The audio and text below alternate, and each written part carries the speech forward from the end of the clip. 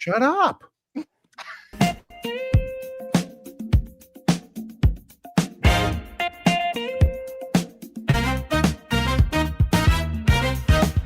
It's Sunday night, the vibe is right. Tune into the Chronicle, get ready for the hype. Boston's own, rear admirals in the zone, with stories so rich you won't want to sleep on him. No, grab your bricks and it's time to unwind. The legends here, sparks fly, heart and mind. Come on, let's celebrate under the lights. Sunday's the time, hear the legend ignite. Motivation flows with rhythm and soul. Join the experience as we reach for our goals. From spitting chiclets to shore sea fame, he's got the tales, he's always in the game. Kick back and laugh, let's groove through the night. When rear admiral speaks, everything feels right. This ain't just a show, it's a journey we'll take. Get ready, sit tight, it's a night that won't break. Come on, let's celebrate under the lights. Sunday's the time, hear the legend ignite. Motivation flows with rhythm and soul. Join the experience as we reach for our goals. So mark the hour, don't forget to arrive. And if we're ever here, this night will come alive. It's Sunday night, the vibe is right. Tune into the Chronicle, get ready for the hype. Boston's own, we're admirals in the zone, with stories so rich you won't want to sleep on him. No, grab your picks and it's time to unwind. The legends here, sparks fly, heart and mind. Come on, let's celebrate under the lights. Sunday's the time, hear the legend ignite. Motivation flows with rhythm and soul. Join the experience as we reach for our goals.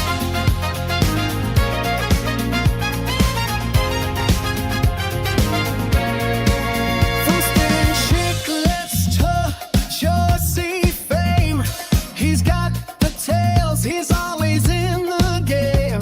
Kick back and laugh, let's groove through the night. When rear admiral speaks, everything feels right. This ain't just a show, it's a journey we'll take. Get ready, sit tight, it's a night that will break. Come on.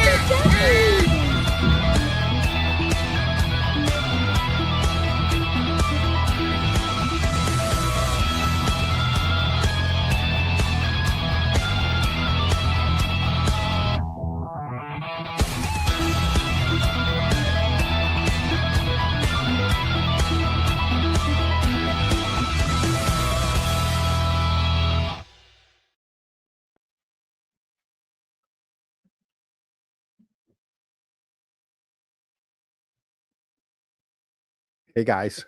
Hey, John. Hi, Boozy. Welcome to Jen. Oh, hi, Booze. Hi, Booze. Thank you. Welcome to Kia Chronicle Live, folks. I'm your host, John Camo. Some of you know me as Dixie Enormous. Got a packed show again. You guys see right there on the screen, I got Eric D and Boozy B with me, so you guys all know what to do. Run to the fridge, grab your pricks and ciders, text all the Cronks, and tell them that the Canton Chronicle is live. Canton Chronicles live tonight, bringing the truth. Screw that. We're not doing that. I'm making an executive decision because you know what? Before we bring our guest on, I got some house cleaning. All right. Oh yeah. Okay. First, we're gonna get through this quick because news travels fast around town. So the first thing, last Tuesday's night select board meeting where Chris was being Chris. Well, that guy is a content machine. He dropped another gem for us. Let's get some real work done. And honestly, thank you, Chris. Thank you so much, because if it wasn't for you, we wouldn't have this. Brenda Sweeney, Canton, my opinion.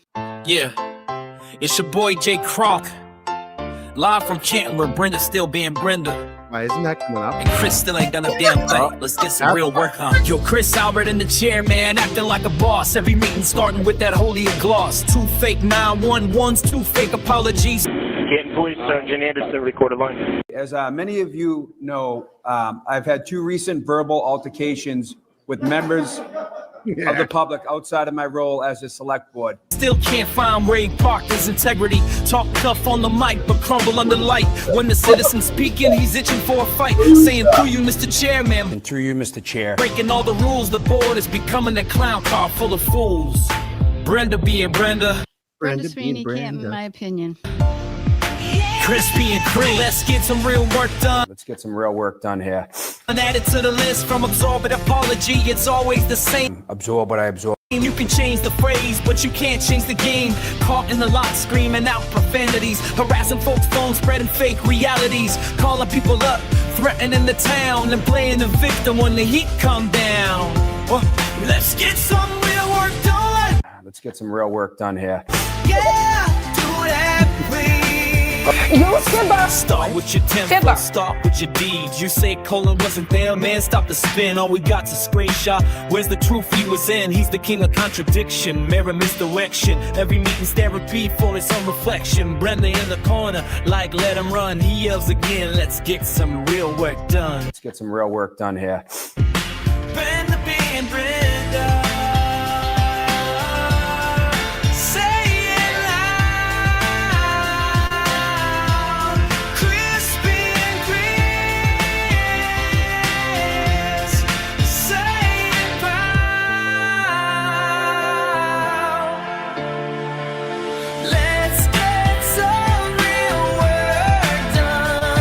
Let's get some real work done here. Crowd goes wild, but Ken's still waiting on something worthwhile. Town hall lights dim, same old show. Every Tuesday night, same ego glow. Let's get some real work done. Let's get some real work done here. Yeah, someday, son. Until then, Brenda gone Brenda, and Chris gone run. We'll be back until we get justice for Officer John O'Keefe. Thank Damn right. That's right, Brenda. That was one of your best ones yet. By far, Thank you. your music production is outstanding at this stage. I won't say better and better. That was Mullins' favorite, by the way, too. That was the best one. That was the best one. Sometimes you go off the edge, you go a little long. That was good. You said 2 minutes. Keep it under 2 minutes. Dean, you listened. I do. I listen to you guys. All right. We're moving fast, people. We're moving fast. So the other house cleaning thing we need to talk about is Sean Good. Sean, no Susie? fucking good. There you go. No Sean. fucking good. All right. Yes. And so I don't want to say I broke the news. all I did is just put it out there that he was suspended pending an investigation into his texts. And I know that it's someone else has now put it out there. I'm not reporting it. I'm just saying what I saw. Rumors. He might be terminated very soon. Maybe as quick as tomorrow. Very interesting, John. Now, Yep. yeah, and here's the thing. They're investigating him on his text messages. Yes, mass accountability. What they should be investigating him on is this. 27 seconds. Don't worry about it. I remember at one point during the evening, he came in. I don't remember if he came into the dispatch or if I just saw him on one of the numerous monitors we have in dispatch. I can't leave that room because I'm the only one in the building on midnight. So, but we never talked or anything like that. Didn't think anything of it. It's not uncommon. Stop. Play this. Yeah. Bullshit. You went into yeah. I think we've heard enough, Mr. Chairman. Let's. I think we've heard enough from him, Mr. Sean No Good. He went into the control room. He was in there for 6 minutes. You didn't have a car. That was an awkward 6 minutes. If you guys were the only two in there, right? He can't leave the control room. Yet 3 of his officers were in the back parking lot, parked in their vehicles all night. Bullshit. Bullshit. But also too, just like breaking down just the Higgins situation, like they both testified, Higgins and Good both testified that there was no possible way, like, no, I don't remember. It was either I don't remember or it didn't happen. Well, now that we know that's a lie, and if you guys have seen the inside from Mass Accountability, because he had an unfortunate situation with Sean Good doing the fuckery with him. He went into PD and was able to get, because Mass Accountability always has his cameras on because that's a smart thing to do.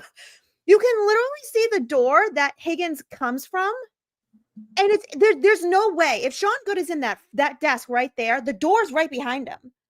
They talk. Right. 6 minutes. 6 minutes.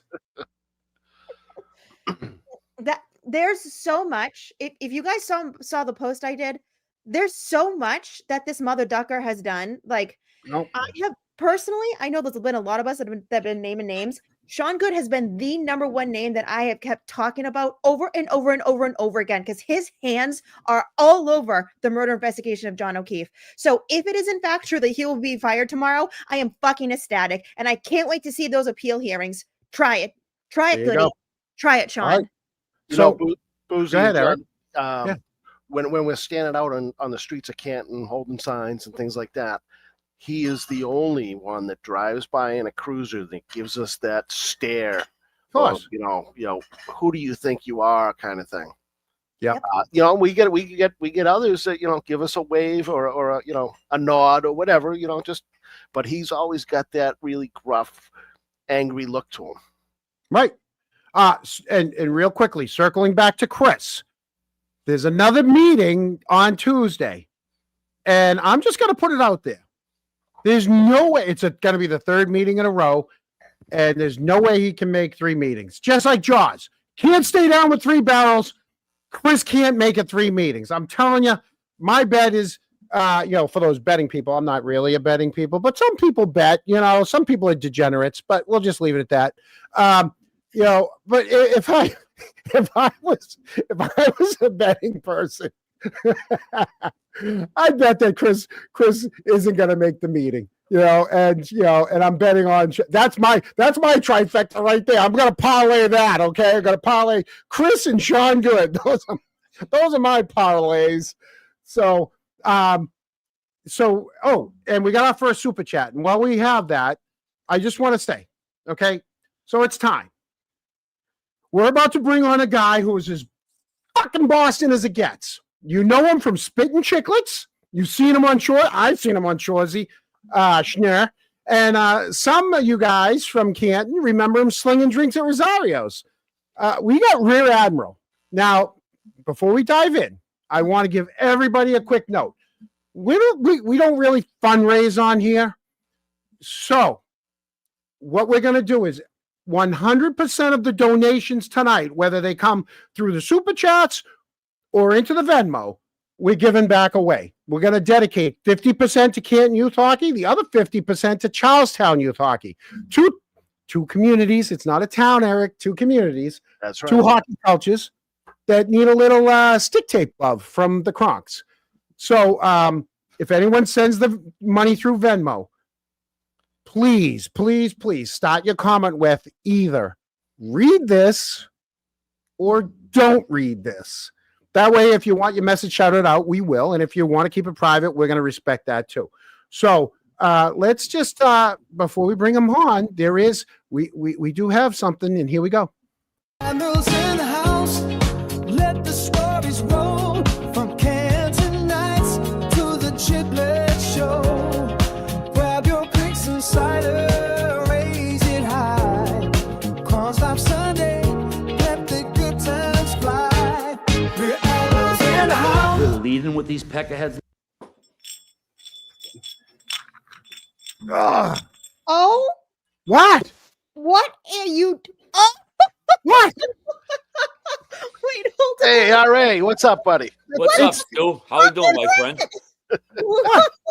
Who's in control? Look at this over guy, here? super fan over here, huh? Hey, buddy, first off, welcome. Thank Right? you. My first question is going to be from you've been in the Bar Rosario's, Yeah. Bright Lights and Spitting Chiclets in Shoresy. When you look back at your ride, did you ever picture it blowing up like this? No. Huh? No, there was Huh? no. I guess. There you go. All right, good call. I like the Shoresy call back. This guy's a super fan. No, not at all. I mean, podcasts weren't even a thing. I mean, Christ, what, 15, 18 years ago. So there was no design. I mean, I got to give props to Eric, who I know as Stu from college, but I mean, he was sort of like the Yoda to my Luke Skywalker when it came to my journalism career, to be honest. He was the editor of the school paper, co-editor with my other roommate, and he really steered me into working for the school paper, which sort of put me on that like journalism path where, you know, I was trying to get a writing job at Boston, and then podcasting became a thing. So no, I never like foresaw any of this. I mean, I was always a ham and egg. I always wanted to be maybe on a TV show or a movie. So that element, maybe, yeah, I probably, you know, dreamt of that stuff. But as far as, you know, being recognized in the street, no, that's not something I would have ever imagined. That I feel like an asshole even saying that out loud, but it's been a ride. Were you a big smoker in college, or is that voice just from your age?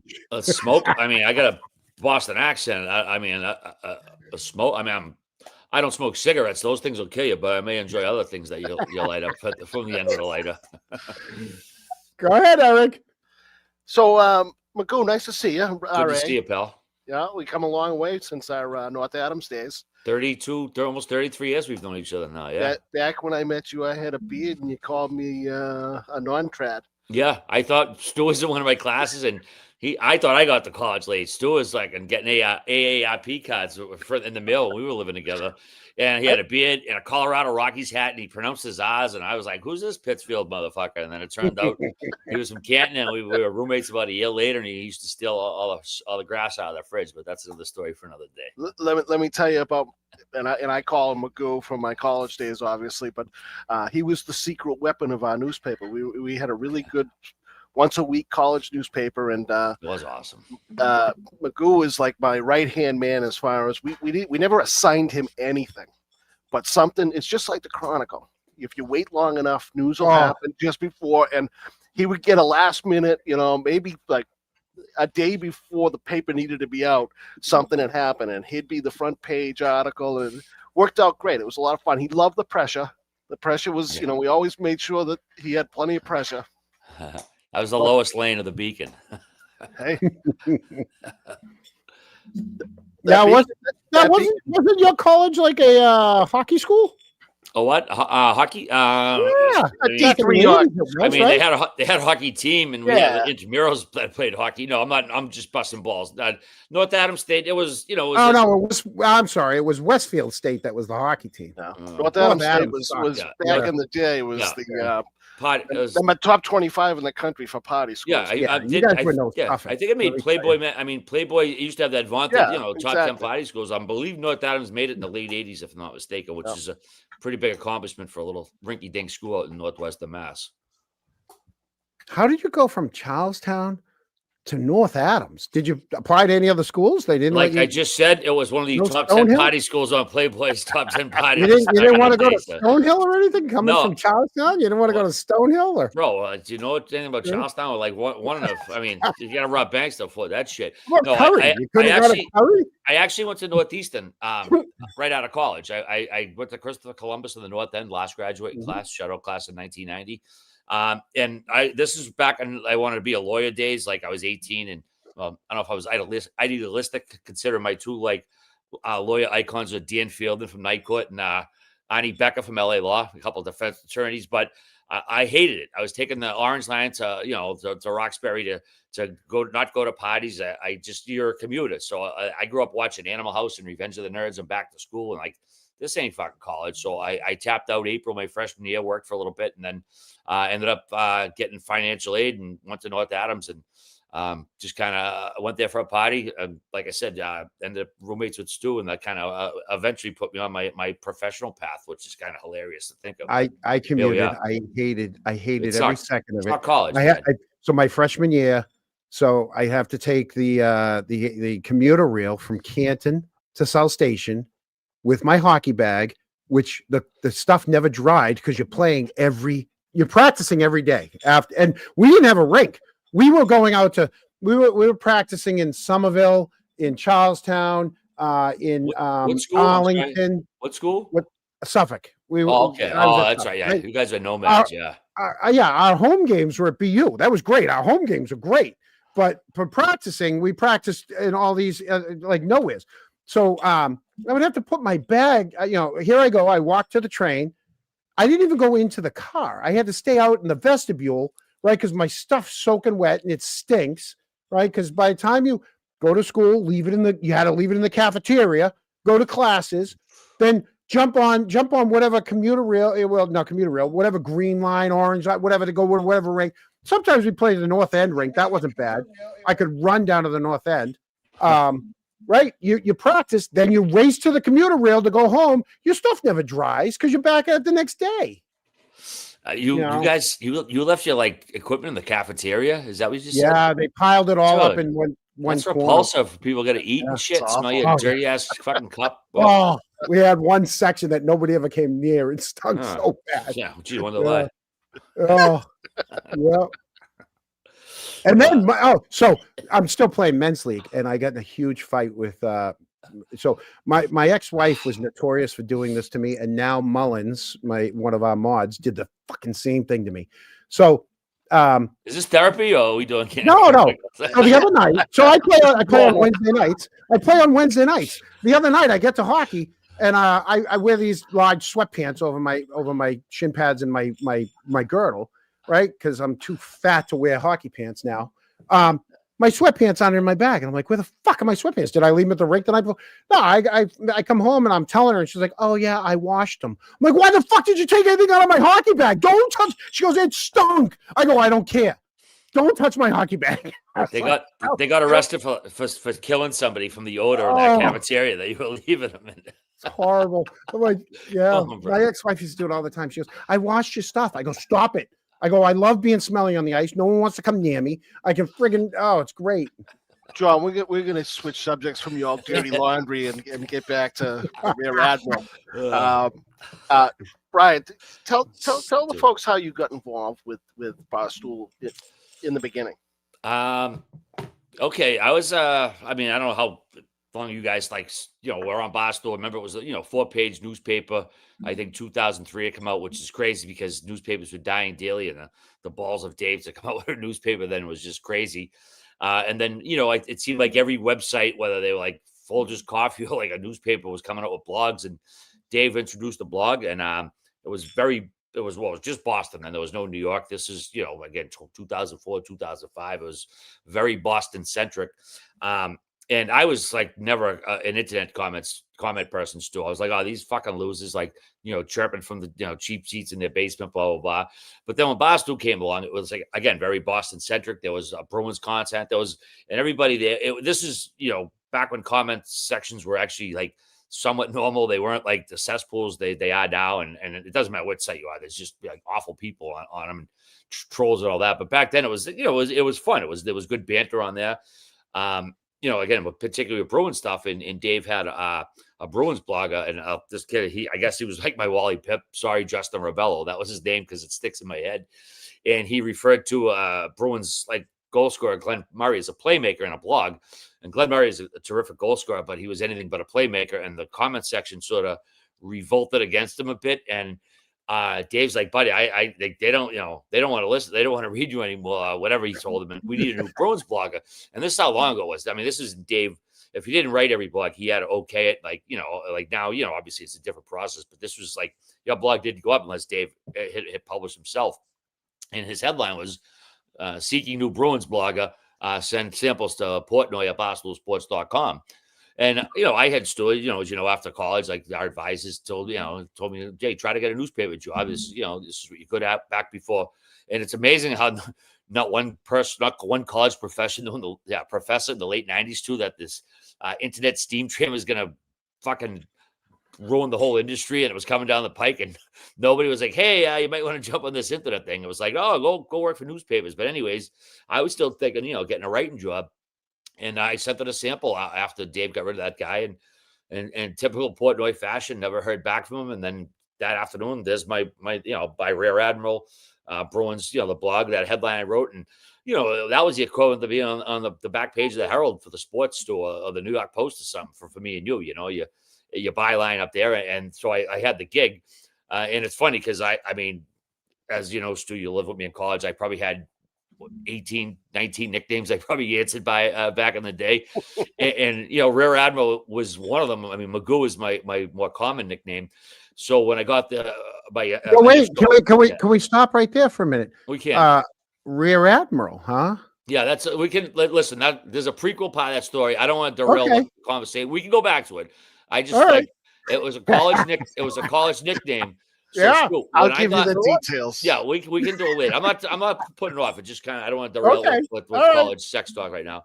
So I got a comment for Barstool. So the reason I used that was because there was probably 15, 20 guys who knew me as that. So that read Barstool. So when they would read in the Barstool, they would know I was like a joke proxy. So the boys were like, oh, that's Magoo. I don't want to put Magoo because obviously it was like more common. So it was a Rear Admiral. So all the guys from North Adams or my Charlestown guys would be like, oh, there's Magoo making the joke. That was the reason I used it. And then Dave just used my comment, the name, as my byline on Barstool.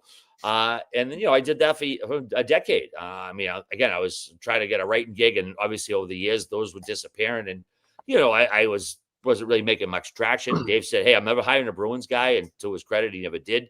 But that's blog is yours as long as you want it, RA. So, okay. And then, fast forward, Jesus Christ, the anniversary's in a month. Ryan Whitney, his playing career is over. He goes over to Russia, then to Sweden, calls it a day, comes home, goes on Twitter, and says, hey, Biz Nasty, I'm thinking of starting one of these podcast things. What do you think? And Biz replied, hey, I got a couple more years left to play, but check back later. And I replied, half joking. I had known Whitney a little bit. He had a beer, a puff here and there over the years, bumped into each other. And I said, oh, partner, kind of half joke. And he slid into my DMs within a minute. And he's like, are you serious, RA? And I says, as a fucking heart attack, bro. Because I was kind of, I wanted to do a podcast, but I needed someone that, wasn't just like another scrub like me. And then I says, there's a heart attack. That's why I got Eric. And he goes, would you not a podcast? I says, no. And I says, I'll learn. And then that was right before Christmas. And we had our first episode up before the Super Bowl. We were off and running. And even then we weren't making any money. You got to like kind of, Portnoy doesn't hire you on potential. It's like, okay, what have you done more or less? And he watched, I listened to a few episodes, said, I like it, brought us into the roster. And then, like I said, we were off and running. And then a couple of years in, a year or so in, we invited Biz to join the show. We had him as a guest a few times. He was he is a huge personality. His appearances were always stellar. and it was a no-brainer. He joined us, and I've made this analogy before, and I try not to sound arrogant about it, but like when me and Biz started the pod, we won a title. We were we were the number one hockey podcast, whatnot. And then when Biz came along, he made us like a dynasty. Like he saw like his name is Biz because his last name, and he's got a very good business sense. He was kind of looking at the things that me and Biz weren't. I mean, I'm sorry, me and Whit weren't. I was in a miserable marriage, working as a custodian. It wasn't exactly like thinking of 10 years down the line. And Whit, has signed a huge contract, so he wasn't probably either. And Biz come in and really kind of like, so this could be a lot more. And since then it's just been like a upward trajectory. Nice, John. I see that you got some medals on. They look gold. What do you got going? Over 50 stuff? Well, Rear Admiral, how close to Whitney are you? Like geographically or like emotionally? No, emotionally. No, we're pals. I mean, I think anyone who listens to the show. Tell your pal. Okay. Okay. The last 3 years running. Oh God. Lake Placid, men's over 50. Oh shit. Sorry. Last 3 years running, the Pink Whitneys don't have these. Just saying. Okay. Just tell them the Pink Whitneys don't bring home the gold. So did you win the gold? I'm confused. Did you win the gold? We not the last 3 years. You were we played an over 50 pond hockey tournament. Well, those are all gold medals. And we've gone up against the Pink Whitneys the last 3 years. They're great guys, but they obviously don't win it. So you beat a team called the Pink Whitneys. Oh yeah, that's Ryan Whitney's. Okay, yeah. Right. Yeah, No, is it affiliated with him? I'm not even I'm not putting. Yeah, the Pink Whitneys. Yeah, that's his. Just... That's his teams he sponsors. Oh, okay. I wasn't aware of that. Yeah. So he can sponsor teams to go up to Lake Placid and drink, but not win. We do have a lot of homage teams out there that their teams after Chicklets Red things. So I wasn't sure. Yeah. All right, I'll be sure to send him a Pink copy. Whitneys. Just ask him when he's going to put a team in that's going to win it. Yeah, I can send you his email. You can tell him. No, I'm kidding. I am too. Oh. Wow. I got a question for you. While we're staying on the Chicklets, is there someone you've always wanted to have on the show who is still not said yes yet? Okay, well, as far as not said yes yet, I don't know how many, if we've asked certain people and got to know, but as far as people that we would love to have on, regardless of, I don't know if they've been asked or not. I mean, Bobby was the number. I think he's our white whale. I mean, I wish we would have had him by now. We haven't. He's the first one that comes to mind. Mario Lemieux is another guy. I mean, he doesn't do a lot of interviews. He's a pretty quiet, reserved guy. So he's probably, those are probably the 1 and 2. So, when we got Jaromir Jagr like a couple of years back, that was huge thrill, huge because he doesn't do interviews either and never did a podcast before. And he come on with us from, he was in, the Czech Republic, Czechia, whatever they call it now. And we talked to him. It was like crazy, man. It was a true dream come true. So yeah, I'd say Orr and Lemieux are like the 1 and 2 of guys that I wish we could get on. I hope we get on. I was in a Bay Bank commercial with Bobby Orr. At the Charlestown rink. The Charlestown rink. That's Bay Bank. Talk about dating yourself. I know. And I got a friend who lives up in Prince Edward Island. He went to Boston University, played hockey at BU, and he had a hockey magazine for years. He played with my father in minor league hockey and was with the California Golden Seals. And then he had a hockey magazine forever. And so he when he first got out of college, he actually was a scout, and he went over to Europe. And I'm going to butcher the story, but I asked him to come on, and he got all nervous. He's like, "No, I can't." But the way he tells the story is amazing, and he's a big guy, right? Same thing. He was he came down. He grew up in Dorchester, right? So he's like 6'3", Dorchester guy, played at BU, and he went over to Europe to find hockey players, and they gave a guy a scholarship to BU to be the translator for the summer, right? And so they go to the rink to find this player, to scout this one player, and Bobby sees this other player And he's like, that's the guy. And the kid keeps saying, no, Bobby, no. He goes, that's the guy I want to meet. So they arrange a meeting at a restaurant and they sit down at the table with this player who I'll tell you afterwards. Okay. And they're talking to the player, and these three guys in Adidas sweatsuits come in and they sit right behind Bobby at the table. And every time Bobby's trying to talk business with this kid, they keep bumping him. And Bobby's like, I turn around, I'm like, excuse me. And the translator is like, Bobby, no. And he's like, listen, I'm trying to have a conversation here. And finally they bump his chair hard enough that when he stands up to turn around to tell them, like, hey, stop bumping my chair, the player that he was talking to was out the door. Like, it was the mob. And the player he was gonna sign was Jaromir Jagr. He found Jaromir Jagr back, he's like, that's the kid that's the kid we want to sign. And Jagr ended up signing with someone like within the next week. Oh man, I still think about when he was the Bruins late in his career. With the Stanley Cup, was it 20? It was what was it? First the Blue, was it the Blues or Black? His first goal was off his butt. The first goal he scored was off his ass. We don't need to go into Bruins drama now. Sorry, we can go back to someone else too. Why not? We like the drama here. No. It's more like Bruins trauma when you talk about the last couple Stanley Cups. But So well, wait, Charles, hold on. Give Boozy a question. Yeah, it's not really a question. It's more of a flex. It's more of a flex. Right. Since we're talking about Bobby Orr, I just thought I'd pull up this. Okay, go ahead. Oh, look at that. More like Bobby Score. Oh, that was really nice of you. Oh my God. That's the Blues right there. Nice. Great. Oh, that's a great picture. Got to meet him at a golf tournament. She's got more. Booze, who else have you been with? Oh, sorry. Who else have you been in pictures with? Well, I didn't not been with. Okay, let me not say that. Who's that behind you, Boozy? What, behind me? Yeah. Oh, you mean this one? Oh, right there. One, there you are. Yeah, that was a fun day. I had a good experience at the Bruins, and that was a good day for me. Boozy, you ever been on the ice at the Bruins? Oh. You mean that? Boozy, that one too. Boozy, have you ever won a Jeep from the Bruins?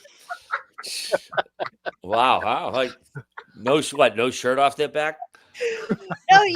No, I had just the experience that I happened to win the 7th player award giveaway that they did one year, and I had like the best time of my life that day. So wow, it was a good time. They don't do that anymore either. Remember they used to legit give you a vehicle and you had to pay tax on it now. Yeah, yep. but I think they changed the parameter. They used to be like a freebie basically, right? What year did you win it? Right. That was 2016. Okay. Yeah. Oh, that's good. That's good for you. I used to send them the zillion postcards back in the day, hoping to win, but yeah, that was fun times. Booze, you got more. Booze, what else you got?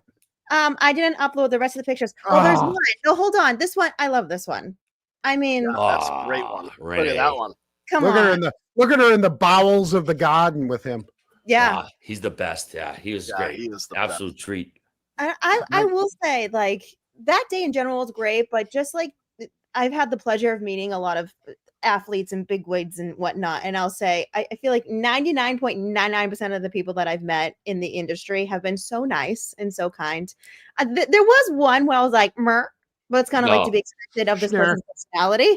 Yeah, there's always a peck ahead somewhere, but yeah, that was football anyway. It wasn't hockey, that was football. So that was like, whoever. Hockey players are always the nicest. Well, there's 99.9. Yeah, the dickheads are an exception, but there's definitely a couple in there. But compared to other industries, but like anyone in the Bruins like facility or realm has always been nice, whether it's like ice footballs or like all the way up, just like nice people. So yeah, I've been lucky to work with them like 15 years now since I've been getting out with the credential stuff, and they've obviously like any friend of ours has turned over, but the people have always been great, just professional, like courteous, nice. I nothing ever close to bad to saying about the Bruins staff and all my years going there.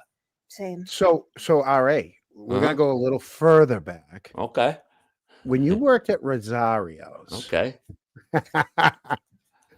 Did they have the best meatballs of anyone? You know what? I probably ate. I'm sure I ate a meatball or two over my time there. I But love Rosario's. Stu would tell you, well, I mean, I was bartending. You know, I worked at the door at the Tavern in the Water in Charlestown a couple nights a week, and I worked down Rosario's bartending. People like, how the hell is a guy from Charlestown bartending in Canton, Mass? And I say, well, a guy from Charlestown needed a job. Went to bartending school. Bars in Boston don't just hire you when you get out of bartending school. And I went to school with, well, Stu was my roommate. I mean, there was an inordinate amount of Canton guys or Canton people at North Adams State. It seemed like there was like tons of guys. And so they're like, hey, our buddy Jeff, you know, he's looking for a bartender here at this Italian restaurant we all hang out at. And, you know, if you're driving down as bartender hours, it's not like 9 to 5, you know, so traffic really wasn't a big concern. I get there in 20, 25 minutes without traffic. And I started working there, and I'll tell you, the money was fantastic. The people were outstanding. 14 seats. Not bad for 14 seats at the bar. Yeah, well, the bar, well, also, but I was a bartender / waiter, because you had to hump all the tables that were out there too. And like waiting, not my forte, but it was part of the territory. So you know, you make do. But I'll tell you, man, I walked out of there some of the nights. I mean, I'd work, I don't know, 6-8 hours, like I said, a Tuesday night shift in Canton, and I'd walk out with like hundreds of dollars in my pocket, and like, whoa, like just the people were great. The staff was great. Jeff was always very good to me. But the food was the best. So like, cause I would sit there like Stu. No, I that was my job on paper. I might have a couple other things. You had the London 5 to 8. You couldn't get in there. So, 5 to 8. From 5 to 8, you couldn't get in there. But I would come in there, and even on a slow night, Stu, I would order like, you know, 4 shrimp cocktail, you know, and those are the big bad boys, like the 3 bites to eat.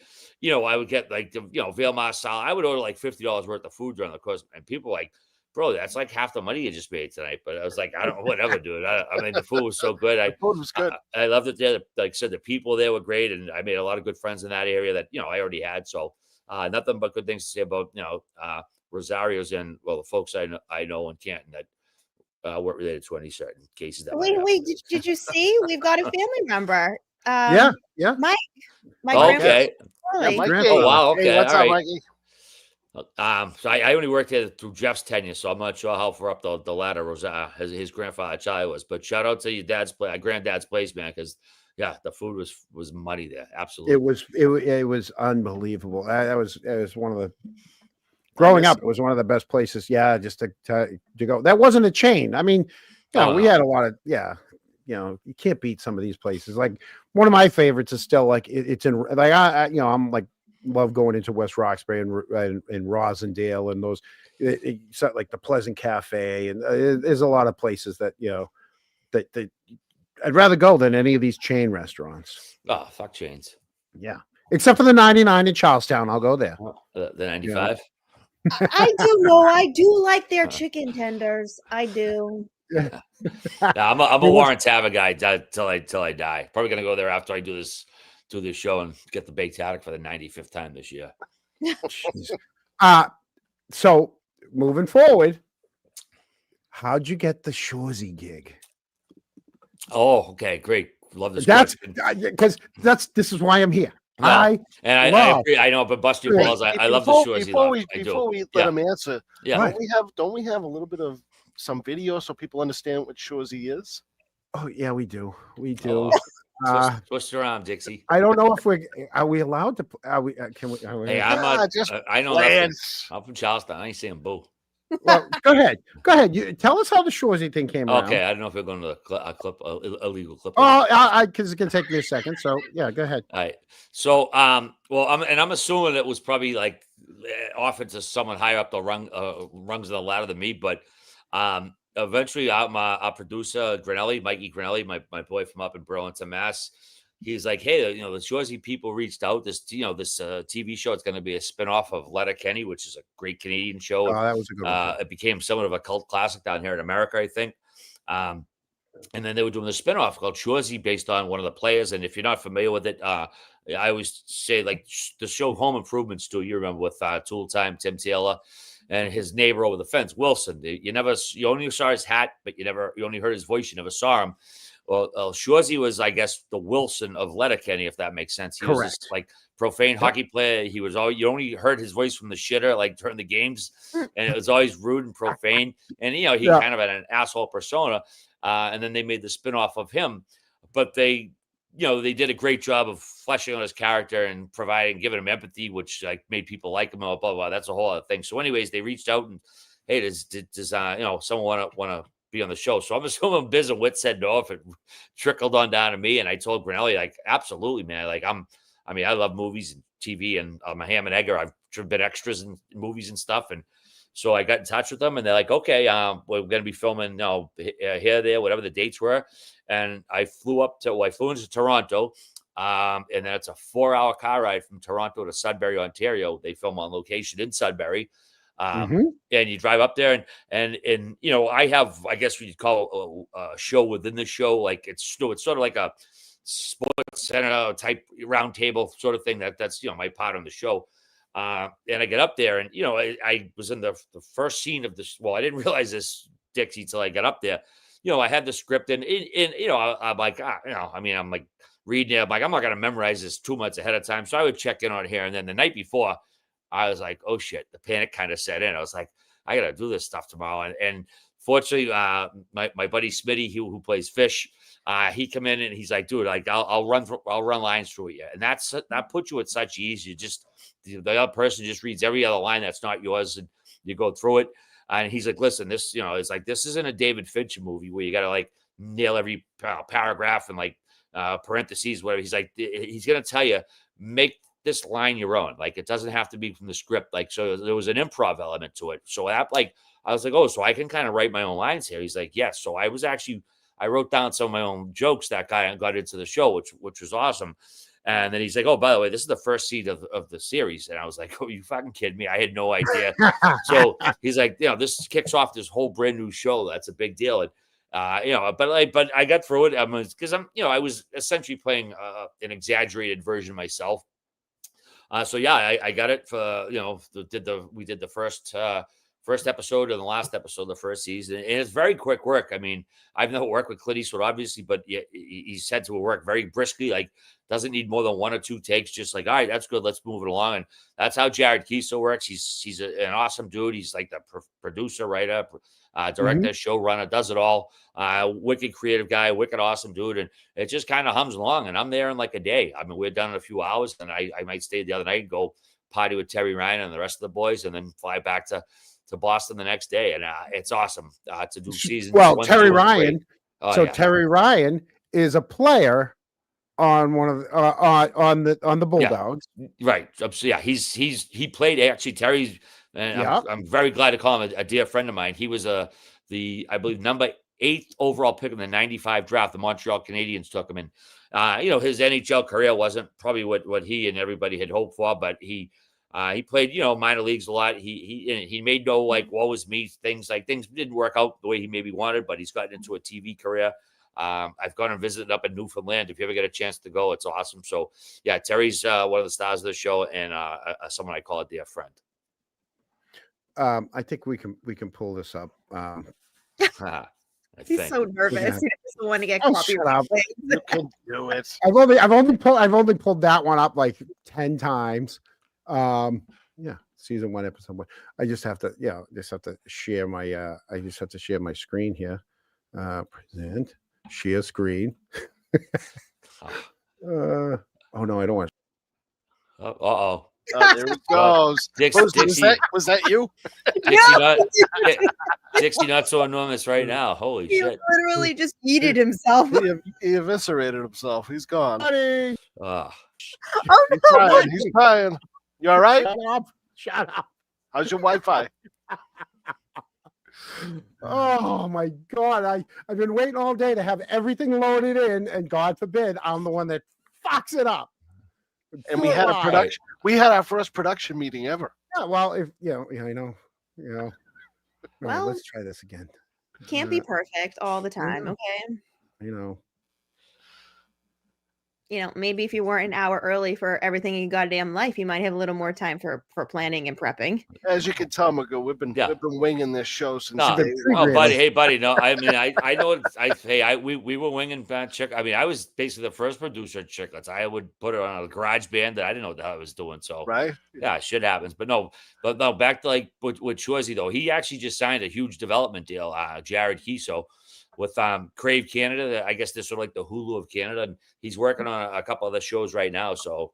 Yeah, I mean, if I get back on Shorzy, great, but I would love to play in his bandbox a few more times. He's like I said, he's an awesome guy, wildly creative dude. Come up with all this stuff. Build a website you love. Oh With my Wix. god! Shut up, you. For your words, Premium. create your brand. You can pay for premium. Your You don't opportunity. Your breakthrough. Can I skip it? There you Question go. number 2 comes from the staff at Saint Clement Tavern in Montreal, Quebec. Full screen, down, Joe. Who bitch. is the dirtiest Hello? player of all time? Okay, hold on. Here he I'm comes. sure you guys all have your own answers for this. Pronger. Cicerelli. Samuelson. Look, fair, but I covered the National Senior Championship a couple of Okay, hold on. Yeah. Did you pick Sanderson? Samuelson. Samuelson. Oh, Samuelson. I was about to say. Oh, Jesus. Okay. Yeah. Oh, All right. Samuelson. All right. Come on, motherfucker. Not Avery. All right. Go ahead. Although Avery is on Shorzy. years ago. Lady, gents, the dirtiest player by far of all time is a dude called Shorzy. Shorzy? Who? Shorzy. Him. Shorzy. Yeah, I watched the coverage of that National Senior Championship. If he's that dirty all the time. Like how dirty? Well, he's gonna get you. He doesn't care who you are. He doesn't even have to be on the ice.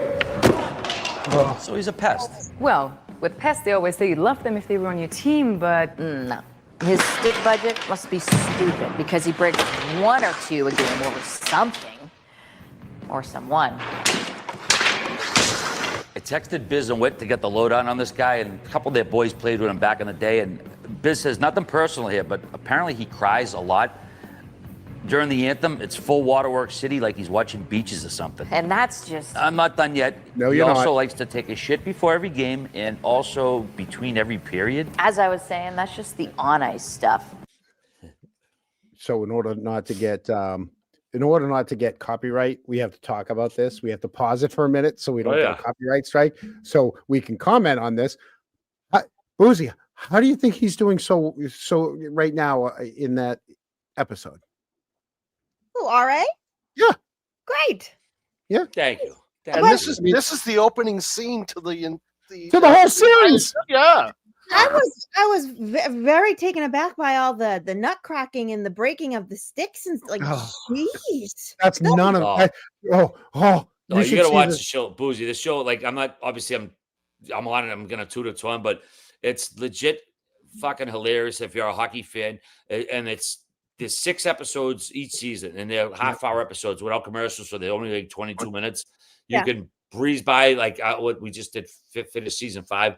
You can do it in an afternoon, and you'll go back and watch it. Like again, I know I'm on it, and I'm gonna toot its horn, but it's legit that funny. The chirps, like when he comes up with, unreal. So yeah, We're next never time I going to come lose on- again. We're next time I never. come on, you gotta better put have butts seen it. in seats. Got to put butts in seats. Yeah. You know? But Never you going know, to lose again. already reminded me of like the chirping of it all. And I'm like, that's why I like hockey guys, because you guys tend to be more like easygoing and low key and sarcastic, whereas like other guys are like, Mar, you hurt my feelings. And this is like, "Mar, we're literally gonna hit each other's balls with Yeah, sticks." yeah, Here's and then another do thing. some weird, and The then kid do can weird skate. locker room things too. Kid can skate though. Jared, he can Oh, skate. Well, no, dude. Honestly, like more than half the team was like been drafted. Like literally, Yeah. like, I mean, obviously Terry Dolo, the tall black dude who plays defense. Oh, yep. He was a Predators 3rd round draft pick, I believe. Yep. Like Patrick Roy is one of the guys. Like his son, rather, is one of the guys on the team. And oh, by the way, we're talking about it, and there The are 3 gyms. there are still seats. Yep, the 3 gyms. There are still seats available.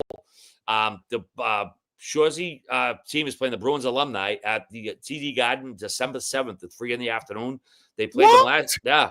You didn't know this, bro? No. They played them last season at a Guinness Arena over at BU. Shorzy team versus Bruins alumni. I was the coach. I was a coach. I was behind the bench for all of them, and I will be behind the bench once again at TD Garden December 7th. Who's you want to go? Be there. Eric? For real. December 7th. Yeah, of course. December 7th, 3 We're p.m. going. TD Garden. Chronicles are coming. Team Shorzy versus the Bruins alumni for real. And I'm I legit gotta coaching. order a Bulldog shirt. I gotta get a shirt. I'll be behind the bench, man. I can't fucking wait. Pardon my French. No effing way. Oh, you can We're swear going. here. Okay, We're going. well, then don't pardon my fucking French. Yeah. Yeah, you can swear all you want. But no, seriously, I'm coach. I say coach in quotes because I can't skate, and these guys were all drafted by NHL teams. But I'll be behind the bench, patting butts and handing out Gatorade. So, Are you gonna wear a little Scully cap? I'm not. Listen, I appreciate the question, but my outfit is going to be a secret until that night. I'll leave it at that. Really? Yeah. It will be an outfit, though.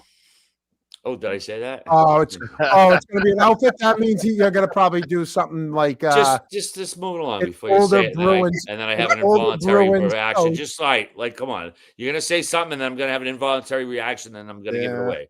All right, Come on, Don Cherry. respect the Okay, Don process. Cherry. Respect Calm the down, process, Grape. Dixie Enormous. Calm down, Grapes. Let's go on. The off-ice Where'd you? stuff. By the way, where'd you get that from what I'm- Temu Chief? Where'd you get that Temu Chief shirt? By the way, if you're gonna trip. It's not Timu. This is a fucking. This is a full. This is. Oh, here we go. No, it is. It's a full John heavy. found a line. reason to take his Oh, shirt by the off. way. Shush.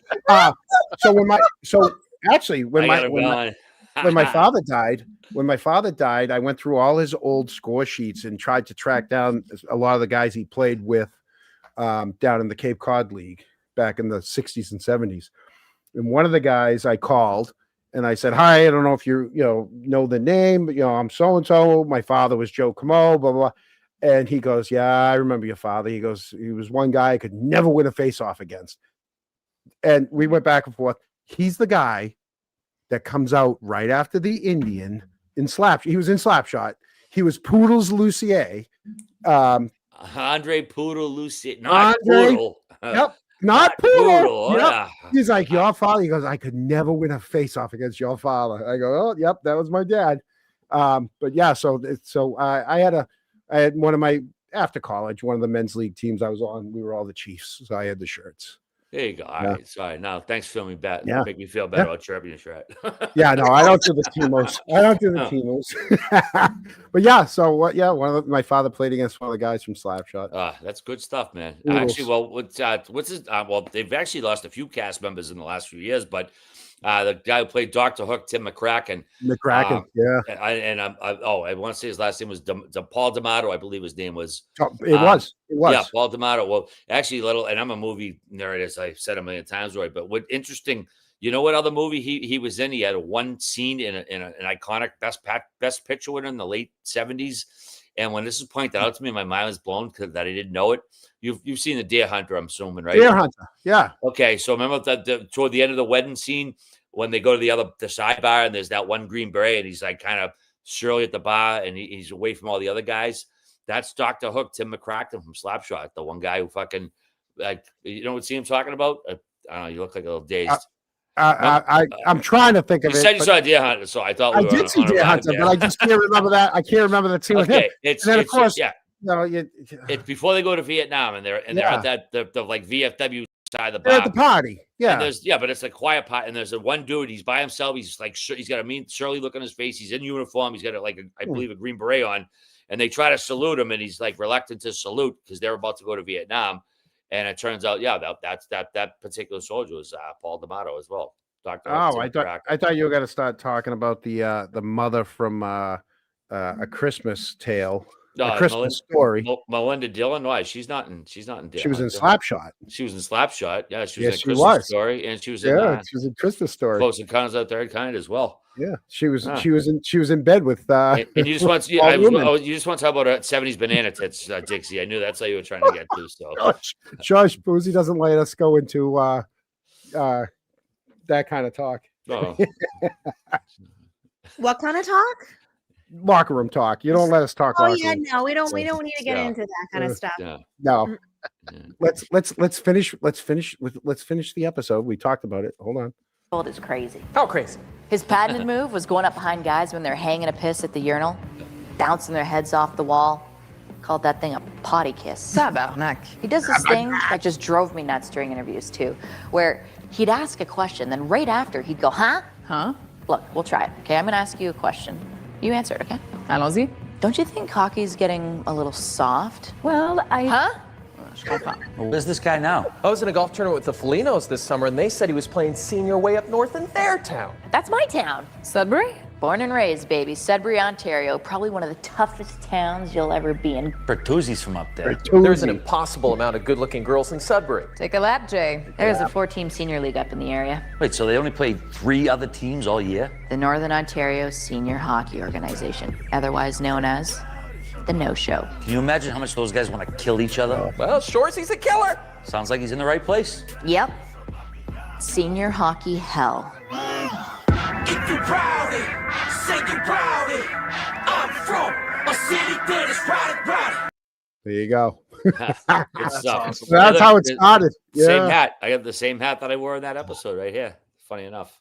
I tell you, some of the chirps that it's incredible the Yeah. way they write that. Yeah, it is very, very clever stuff. And like I said, like the people on the set, like behind the scenes, in front of the camera, like just aces. I mean, I love Canada, man. I go up there frequently with work, and every time I come home, I got like 4 new phone numbers in my phone just from new friends I met. And yeah, it's just an awesome thing. And if I never do another second of that show, that's fine, because what I've been part of is just like to be a small part of something that's been such a huge thing, man. It's awesome. It's just a pleasure to be part of.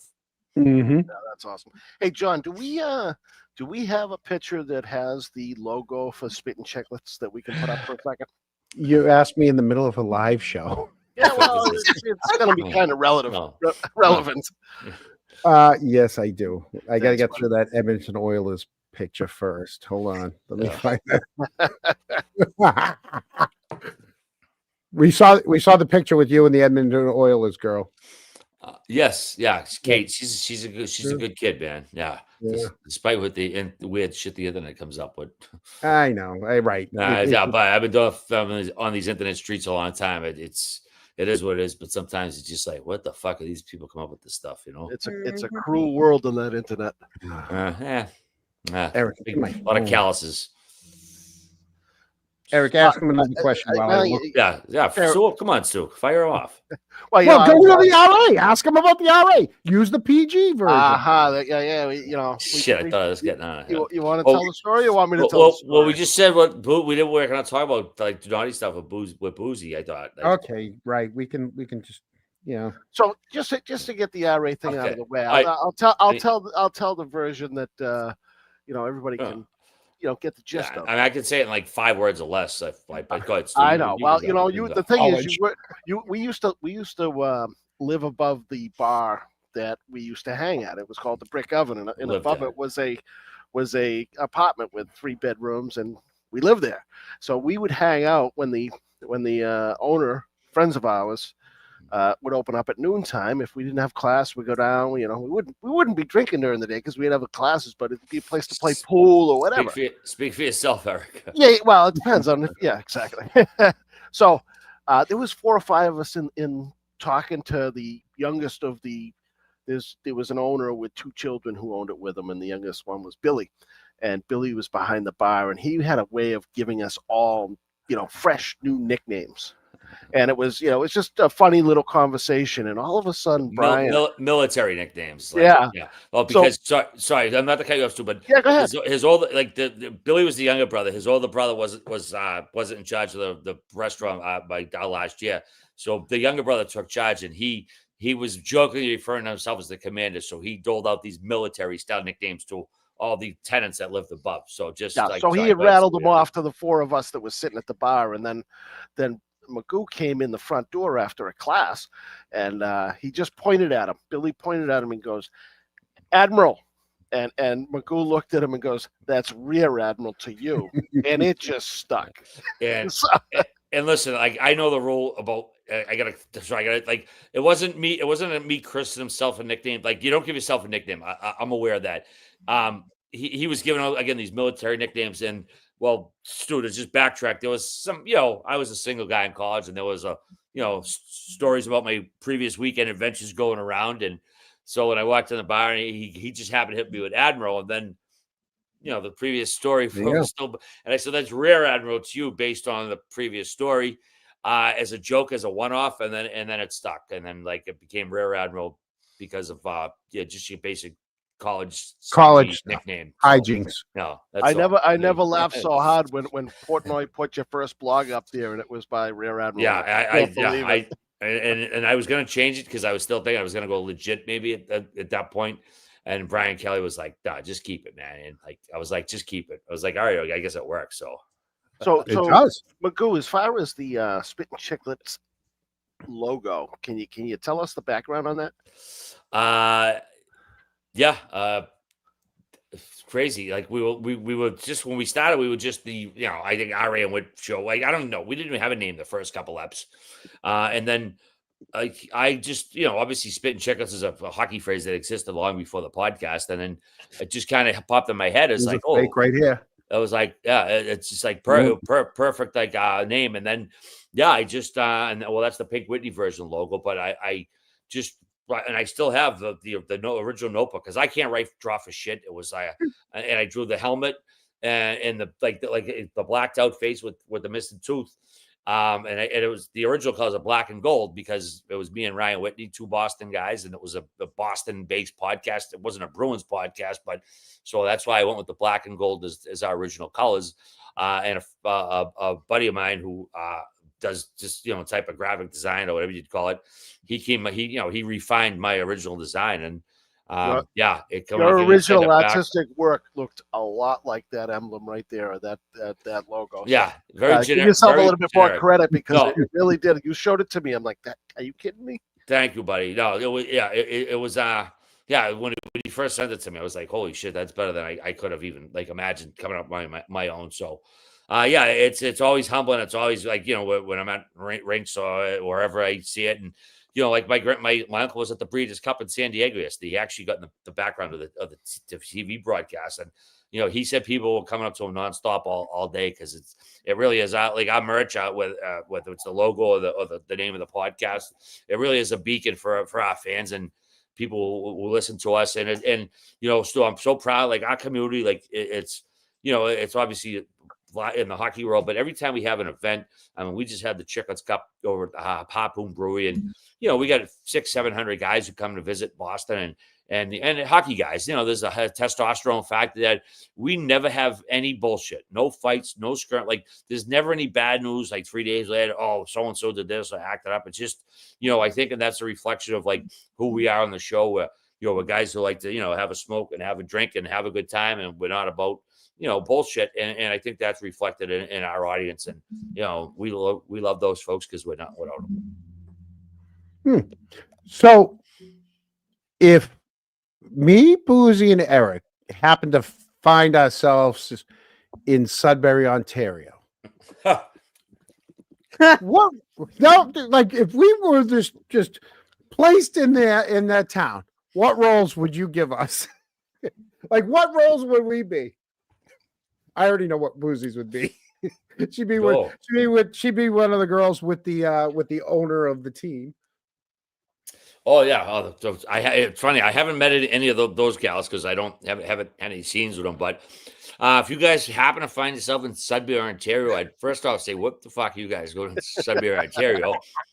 And then I'd say, "Hey, Jared, can we get these guys like 45 Canadian, or maybe be in the audience at the game, or maybe at people at the bar or the club we're filming scenes." So I can work on I can work on some lines for you, but I'm not sure. I'd be a guy. Away. I think I'd be a guy on one of the other teams that probably I'd let Shorzy just go after me. Pitch yourself better, man. Yeah. No, I'm just saying in real life, if we were teleported into Sudbury, it's like, where did you, it's like, and Eric would be probably one of the announcers. Eric would make a great general manager. Oh yes, I'd like that role. That'd be a lot of fun. I don't know. Yeah, that'd be the best role. They don't have an equipment. No, wait, they don't have an equipment manager. They don't have any equipment guys. You want that job? No. I don't want to be pushing the bucket. No. Magoo, speaking of Canada, the Spittin' Chicklets is obviously it's a hockey podcast that is well received up in Canada. How what's your relationship with the Canadian fans? It's tremendous. I've said before, Stu, I could go on a multi-state killing spree across the United States, escape to Canada, and they would harbor me until I passed away at 89 years old. Like, it's a weird reference, but Canada, I love Canadians. Whatever town, whatever province, wherever I am up there, I couldn't say enough good things about the Canadian people. They're just, I mean, even before the show, I've always loved Canada, but since I've been on the show, we go up there frequently, and I've got a lot of good friends there and spent a lot of time again, and anywhere from Newfoundland to British Columbia and everywhere in between, and they're just such a great people that they're just like so nice, so not well-meaning. They're just genuinely good people, open-hearted, and yeah, man. I mean, if I'll never get married again. Still, I'll say that probably after I'm all for one. But never say never. Yeah, I know. But if Rachel McAdams needed if I needed a green card, and Rachel McAdams is offering, then I would go to Canada 100%. Wow, that's a good choice. Yeah, I love Rachel McAdams. Yeah, me too. Yeah, she's great, not only a babe, but an absolutely awesome actress too. So, and Great. Toronto girl. So yeah, still Canada. I can't say enough great things about the wonderful country of Canada. Nice. And outside of the Garden, what arena do you enjoy going to the most? That's, I mean, I don't frequent like too many others, I'd say, but I mean, Foxborough, as much as I love the Pats, I don't go there much. It's a nuisance getting in and out of there. I mean, I'll go for what about hockey wise? I know you've traveled a little bit, yeah, and been into you know what? And I know Bruins fans hate to hear this, but nothing beats going to a hockey game in Montreal on a Saturday night. I've been to the Bell. Oh, shut up. I'll tell you. Christ. Dude, in between periods, they all go outside to smoke. Who gives a and then fuck? They'll come back in. You can't leave the Garden. You know what? Did you ever watch a game in the third period in Montreal with the game on the line? I mean, have you been watching Canadians clips this year, man? Listen, I'm a Bruins guy, died in the wool, but like, there's nothing like Montreal Canadians game on a Saturday night in whatever fucking arena they're playing in, man. Yeah, Montreal. Give me a Montreal arena. Yeah, even if Grumpy doesn't want it. It was all right. I just couldn't believe how like it's like just a whole herd of people. The minute the end of the first, they all go out. It would be like if everybody left the Garden and went out on a causeway. Do you remember restaurants in fucking Boston were 50 years ago? Yeah, people used to go outside to smoke. That's hilarious. That's your complaint. Like, people go outside to smoke. Yeah, a bunch of French people like to smoke. Big deal. No, but like they leave the stadium and then all come back in. You can't leave the guy when you're out. You're out. Yeah, but they're not leaving an exit where they're obviously allowed to come back in. It's not like one of those they're not leaving and not come back in the game for a cigarette. Yeah, come on, bro. I mean, it's Montreal. Come on, like, you gotta you gotta do it better. I mean, if you can say not Montreal because the people go out and smoke. Come on, it's all these smokers. You got to bring the smoke, bro. It's all these smokers. It's the hockey crowd. Hey, so real quickly again, and you'll see. I put it in there. That's my 50. All right. So, guys, anything that comes in tonight, and I did get some Venmos, and there are some I can read, some I can't. By the way, no, I'm sorry. I'm done. Not to cut you, Dixie, but no, still, I meant to say it earlier. Well, because you know what? Because I'm gonna give $500 to the cause tonight for that. All right, well then you can cut me off all you want. And here's what I'll do, and just like, and I know like people take that cut. I'll donate $250 to Canton and $250 to Charlestown directly. So then like fucking GoFundMe, don't take their cuts, whatever. Like just cut out the middleman who shouldn't be taking a cut. And if one side rejects it because it's on behalf of a certain podcast, then we'll just give it to the other side. We'll give it all to Charlestown. Yeah, well, I mean, I was trying to let him fill the blanks there, but yeah, I don't care. Well, this is let's not assume that the Canton youth hockey isn't going to be appreciated. No, right. But I mean, I know you guys have made other donations in town that I would hate to think they wouldn't accept it, but Eric, is that worthy of a Prixon? Yeah, well, I'm always careful. Once you have had a Prixon cider, you will want it all night. There you go. Wow. There you go. It was worthy of a Prince Insider. So we're very honest about our behind the scenes stuff, and I texted John twice through this little spiel, and I'm like, can I know exactly who we're donating to so I can like add it to our little ticker at the bottom? And now that we actually know, now that I've added it, so yep, you're welcome, Jonathan Camo. I don't have my glasses on. I don't know where. Oh, there they are. I got them. I got my cheetahs. I don't like wearing my glasses on camera because then there's reflections and shit. I just don't like wearing them. Well, all it said was your Venmo. It's like you put it in as a fundraiser, then people are actually going to know. The problem is I'm 53 years old and I'm now just needing we cheetahs go. and I hate it. Here I we hate go. it. I'm just saying. So, yeah. Okay. I got more questions. I got more questions. Buddy, I'm all ears. Let's see. Okay. I'm going to put you on the spot. If you had to, because you're a bartender, right? You were. Yep, yeah. If you had to invent a drink called the Canton Chronicle, what's in it? Oh God. Good one. I can't. It would be. Oh, geez. Oh, and while you're thinking about that, I got a text earlier from somebody that wanted to know who trained you at Rosario's. I believe it was Whitey who trained me, right? Whitey. Yeah. Imagine who asked the question. We should have asked him to come on. He never would have made it. And listen, White, honestly, if I owned a bar or a restaurant and I was going to train like any staff member, you cannot do any better than Whitey to train. Like he's like pulse like this, doesn't like just very like methodical, kind, polite, just shows you how to do it. Never and he does it in such a way that it sticks in your head. So you learn the system like right away. So you never got to see him when he got angry. Because I guess I was a good employee. I got a text also, and I know the same person that they're going to ask about. Because I used to work for both a food company and for Coca-Cola, so that's how I knew this guy. So somebody sent me a text once they found out you were going to be on the show, and this is what it is. Can you please bring up Mr. Let me put my glasses on. Jesus Christ, Mr. Ice. Okay. Elio. Yep. Westwood guy who owns Tony's Place in West Roxbury. Yep. That guy's got to be 80 years old, right? And he still, when he shakes your hand, wants to show you how strong he is. He will grip your hand as hard as he can. Elio, the guy who wrote. Oh, Elio, not that old. I mean, Elio. He's got to be. Yeah, I'm 53. He's got to be. Yeah, he's got to be. Younger. I mean, I'm 53 too. He's younger than us. No, Elio, the old man. Oh, the father. Okay, that's right. Yeah. Okay, the father. Okay, that's right. I know. Elio. Oh, well, Mr. Ice is the son. That's why I was confused. Oh, okay. yeah. Sorry. Okay. Yeah, Elio, the old man. I don't know the father, and Elio the son I know well. Like him and Dave of the gambling consortium with Barstool.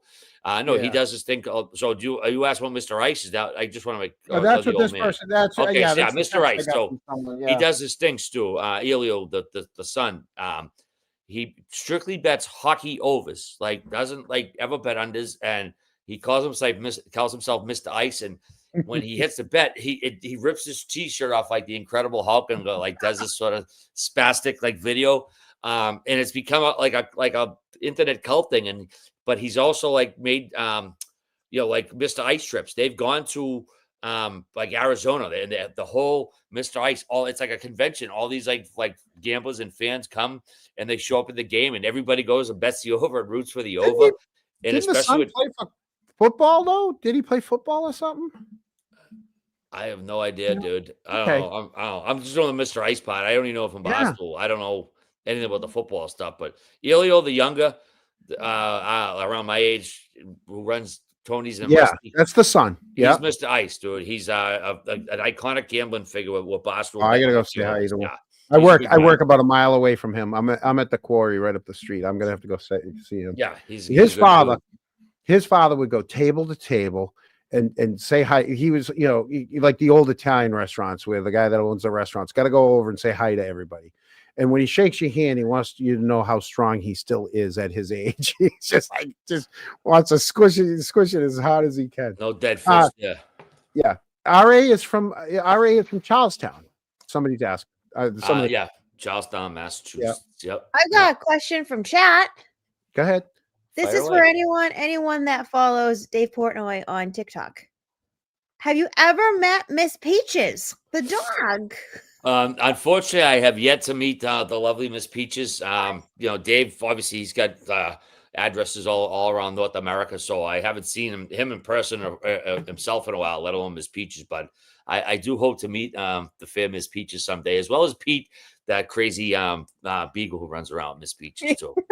And honestly, while we're on it, what Dave's done, I'm obviously small businesses during COVID and all that, but when you bring up the dogs, what he's done it's incredible how one guy can just get such a movement to raise so much money to raise these poor animals who frankly, America leads the league in shitty fucking animal ownership because they don't spay or neuter their animals and they let them get pregnant, and it's just sad to see that these so many neglected animals out there, and it's human error more than anything else. But it's nice that Dave picks up the mantle and helps in that regard. Mm-hmm. Wow. Agreed. Kudos to him on that one. Yeah, I'm one of those dog lovers. I just can't. I breaks my heart when I see some of the stories. Yeah. Why do you wanted you to know that he's a little bit not quite computer savvy, but he is going to donate $100 to the Canton Youth Hockey. And he can't log on, but he's going to donate $100. That's all. I think you're going to get that, in cash.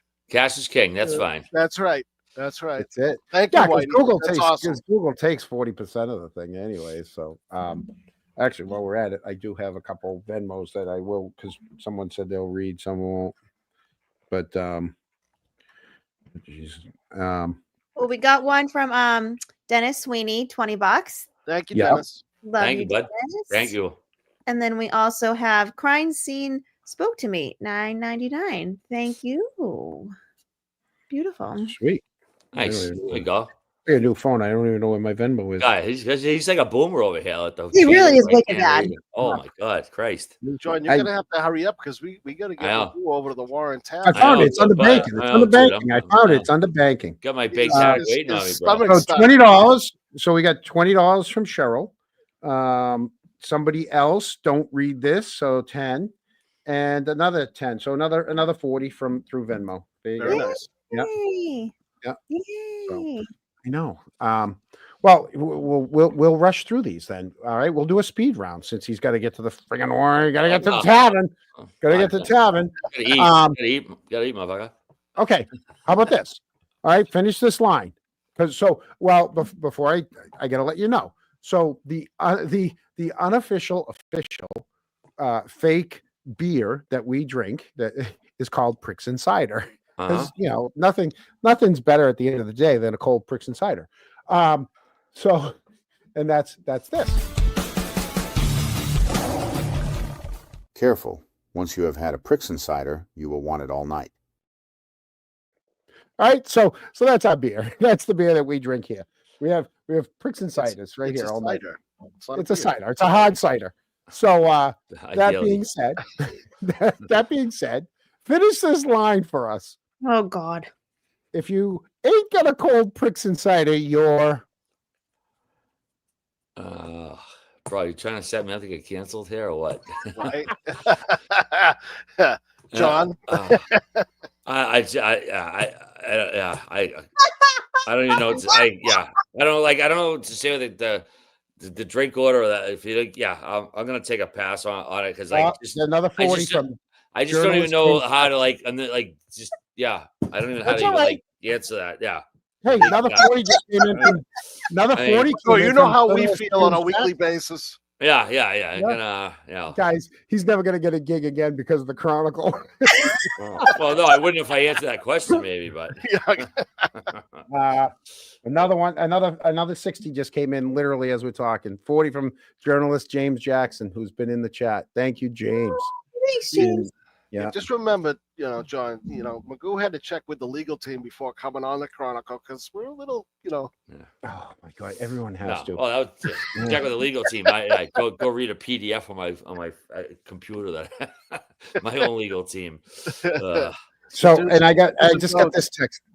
I get this text in. I was told to say this to you. So this Irishman was visiting his Canadian buddy. And the Irishman's like, oh, and I can't do accents, so this joke's gonna suck, but whatever. And he's like, oh my God, what is that? And the Canadian goes, oh yeah, that's a moose. And the Irishman goes, a moose, you say? He goes, yeah, a moose. He goes, holy crap, if that's a moose, how big are your cats? So there you go. That's from a Kronk. Yeah, they asked me to say the joke. All right, there you go. I'm just doing the texts are coming in fast and furious. Sorry, it's all the people that are too afraid to joke. It was the delivery. Yeah, when you say I can't do accents, and then you try to and you do a bad accent. Next it's time you horrible. say, I just don't do the accents when you say I can't do I accents. know I can't even do an accent. I think that distracted everybody. Yeah. Oh, John. Yeah, and then thanks a lot. There you go. Damn, you fucked it up. Okay, well there you go. Well, don't text me in the middle of a fucking show asking me to friggin'. I'm not your puppet. Three more back to back. I said, Dixie. Okay, one from chat. Right. One from chat. Yeah. One from chat. This is Right. bringing No, it back. absolutely. This is bringing it back from Canton. There was in the trial. Okay, there's one of the Alberts, Caitlin Albert. She's engaged, well now married. She had the unfortunate circumstance of getting married to this man. His name is Tristan. He went on and said that he got a watch from Barstool. Do we even know if that happened or not for real since we've got you here? That's something I would have absolutely zero idea about. If I know Dave sold watches, I don't I don't think Dave. I mean, again, I highly doubt Dave would just give a watch away willy-nilly to anybody. If that's the first I've heard anything remotely like that. Sounds like something that would come It up would like be a an out Reddit of thread somewhere. character situation, is what you're saying. Yeah, it just doesn't even make any again. Dave didn't make those brick watches, I think they're called, and they weren't like a cheap cost. Like I can't imagine that he would just give one away to B, someone who was testifying in a murder trial like that. Yeah, that just sounds like a Reddit thread come to life, basically. Right. Yeah. Right. Yeah. That So makes sense. yeah. You mean you don't have one of those watches? No, I'm not a watch guy. Yeah. All right. Me either. You got a phone. What do you need a watch for? Everybody's got a I cell phone. I never stood spending. I mean, I know people consider jewelry, but spending like 10 grand on something. It's stuck on your hand all the time. Yeah. Yeah. No, I'm good. Yeah. Give me I'll take a Swatch over a Rolex. I got a real question for you. Okay. My question wasn't real. No, I like for him. It's different. What's next for Rear Admiral? What do you got coming up? What's on next? the horizon? Bro, I just get back to work after fucking a 15-month layoff. So I'm just what's next? Honestly, what's next is just like concentrating on my new role with Chicklets. Seriously, like, I was, like the original co-host, and obviously I needed a time out from life. I had a a rough personal stretch where like I thankfully work for a company and have coworkers that afforded me the time and space I needed to get my head relatively straight for my standards. But just focusing on this new role, I which I'm enjoying so far. I kind of instead of sort of being like a mean Gene Oakland type, I have my own little segment now. I guess my own Piper's Pit, if I call it, keep with the rest. Oh my God, remember Piper's Pit? Yeah. Just have my own little area where I'm like I could talk about whatever I want. And I think a lot of the stuff I would like to talk about is not necessarily hockey related, like movies and TV and kind of. Yeah, well, you were in a movie. Oh yeah, look at right here. Yeah, well, let's. You want to tell us about the movie? Oh yeah, good. It's called The Late Game. It's it didn't get a national release anywhere, but they had a few screenings across the country. I filmed it down in Charleston, South Carolina. I want to say 3-4 years ago. And it's about the last game at a beer league in a rink in Charleston where they filmed it. And I play the angry Zamboni driver / rink manager. And unlike Shorzy, where I kind of play myself or the exaggerated version, this is me playing someone who is not me. So I guess without sounding like pompous, I was actually acting here. And did they teach you how to drive the Zamboni? I did. I got to wheel around the Zamboni. Yeah. So when you see me driving the Zamboni, that's not AI. That's actually me driving the Zamboni. So it's on. You can watch it. I mean, I think you can rent it for $3 or buy it, whatever, at the usual spots. But yeah, it was fun to do it. You can find it on Amazon. It was a small, like very independent. Like I guess you probably call it a micro budget by Hollywood standards. And a buddy of mine, him and his friend, it was a dream they always had. They had the script and they had the financial backing and wherewithal to make it, and asked me to be a part of it, and it was awesome. It was again, it's not going to be on the Oscars next year. That's not 4 stars on Amazon. That's not. Yeah, that's not. I mean, we did it to again a passion project, and a lot of people who just wanted to kind of scratch that itch, and it was an awesome thing to be part of, and I'm very proud of it. Don't laugh. I used to work at the Skating Club of Boston when it was in Brighton, and we had this Asian worker who. Still, I gotta go. This guy's gonna get me in trouble. Constantly, no. He constantly, on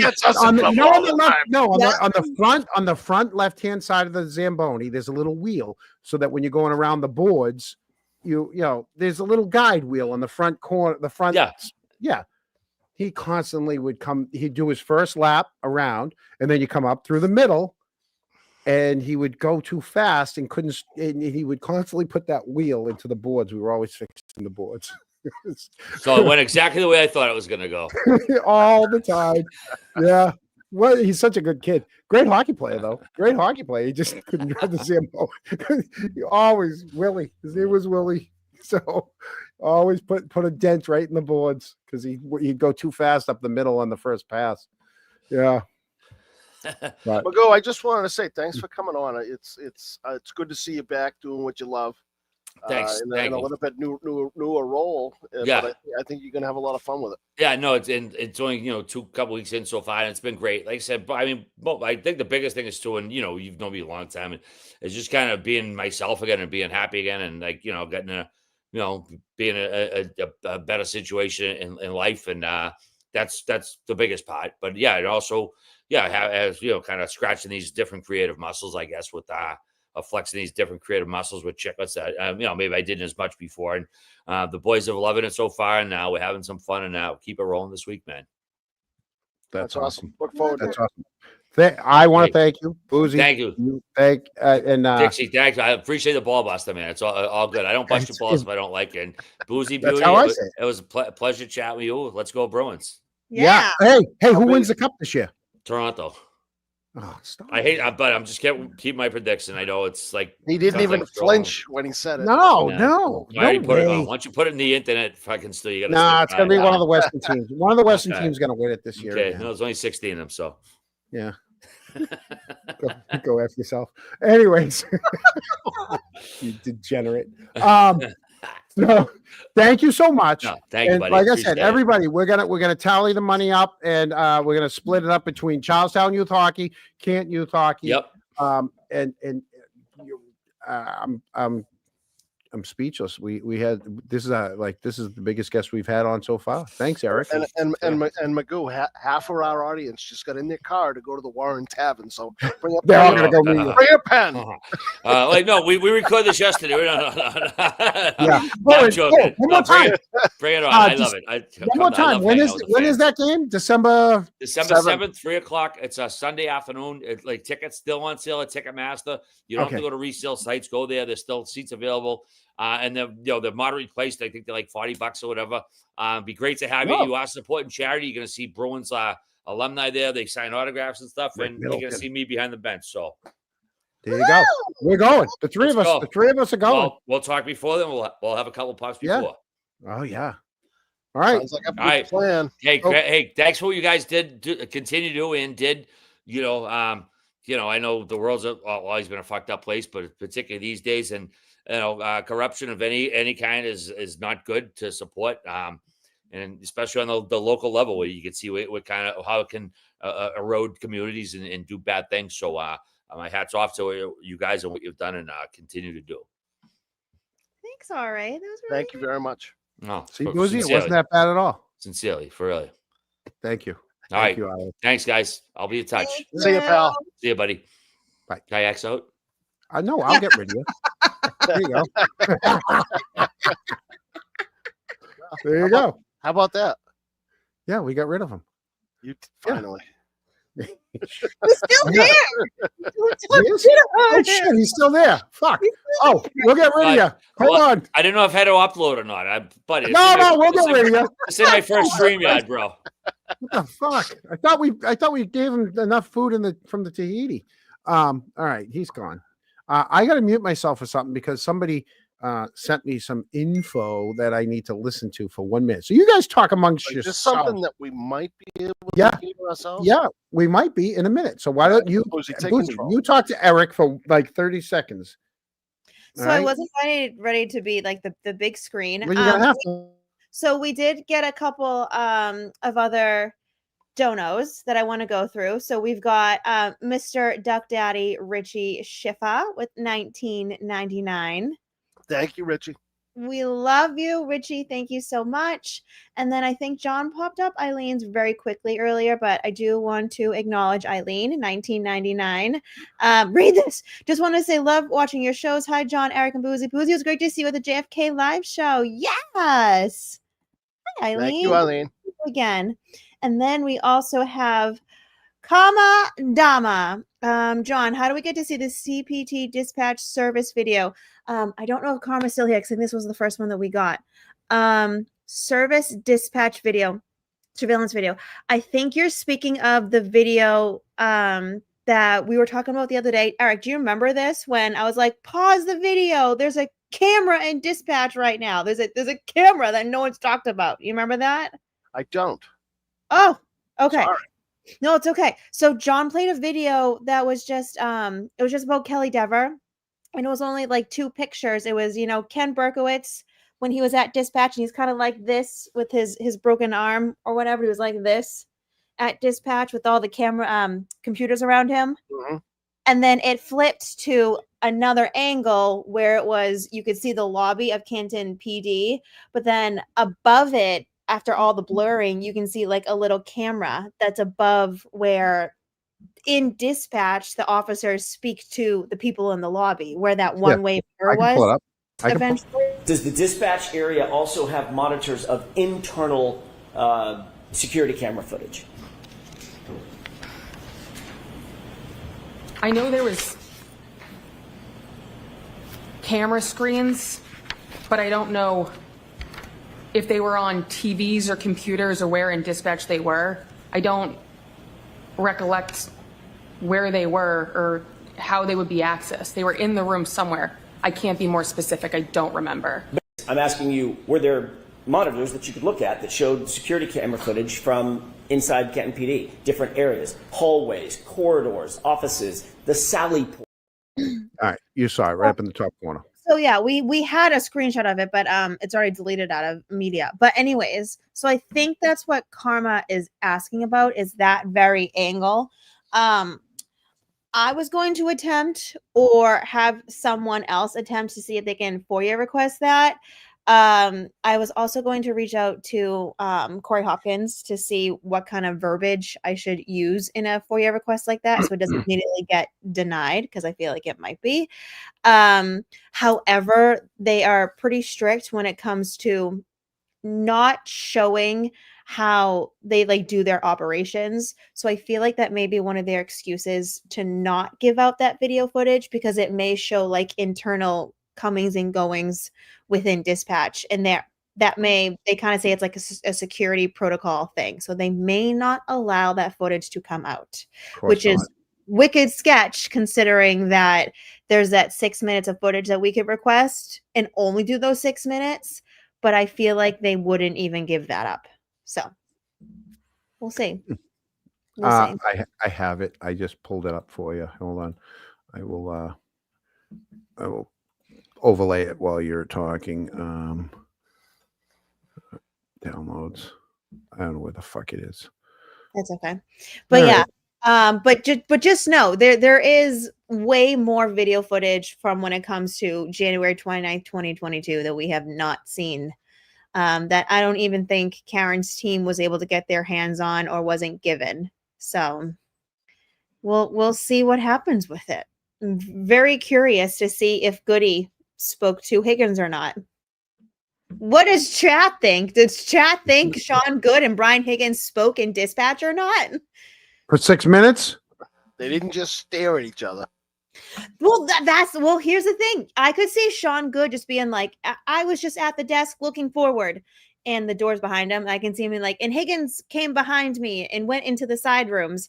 You know what we need, John? I know you have this somewhere in your somewheres. Is the layout of Canton PD that shows like all of the rooms to see what exactly those little there's like a little room in dispatch that maybe Higgins was hiding in for 6 minutes. I don't think so. Yeah. I have the map. I mean, I think they were talking. I think they were doing things. I think Brian Higgins was drunk as a skunk. John, did you listen to anything noteworthy? Yeah, why? Well, I thought we were going to share. Oh, no. I can share with you guys afterwards. Journalist James Jackson is one of our better cronks and sent us something nice. I can't play it at the moment, but there it is. There it is. Yep. Rude. There it is. Oh, sorry, I'm fucking. What's going on? So, you can't see it in this screenshot because all the blurring, because they redacted all of the screens and whatnot. So you see the little black circular thing. That's the camera. Below that is the time. Below that is the opening in Canton PD going into the lobby. So that's where if you were to enter Canton PD and then try to talk to an officer and he like comes up from the desk and talks to you, that's the camera footage. That would have caught him. I wish I downloaded it and put it in our media because Mass Accountability obviously got the other angle of speaking into dispatch. And you can see exactly the door that Higgins entered into. So you would be able to see the entire interaction from that video footage. But right. We don't have it. Okay. Sorry. Like, great picture of Bobby Orr. Okay. Okay. Oh, hey, you know what? He dropped me like $100 that day for just being a nice human, and I was like, cool, awesome. Cool. Are you a righty or lefty? Well done. Do you even play golf? Fuck no. No. I was there for work. Oh, I was going to say because there's Top Golf, and that was pretty fun. So oh no, I came up with some ideas.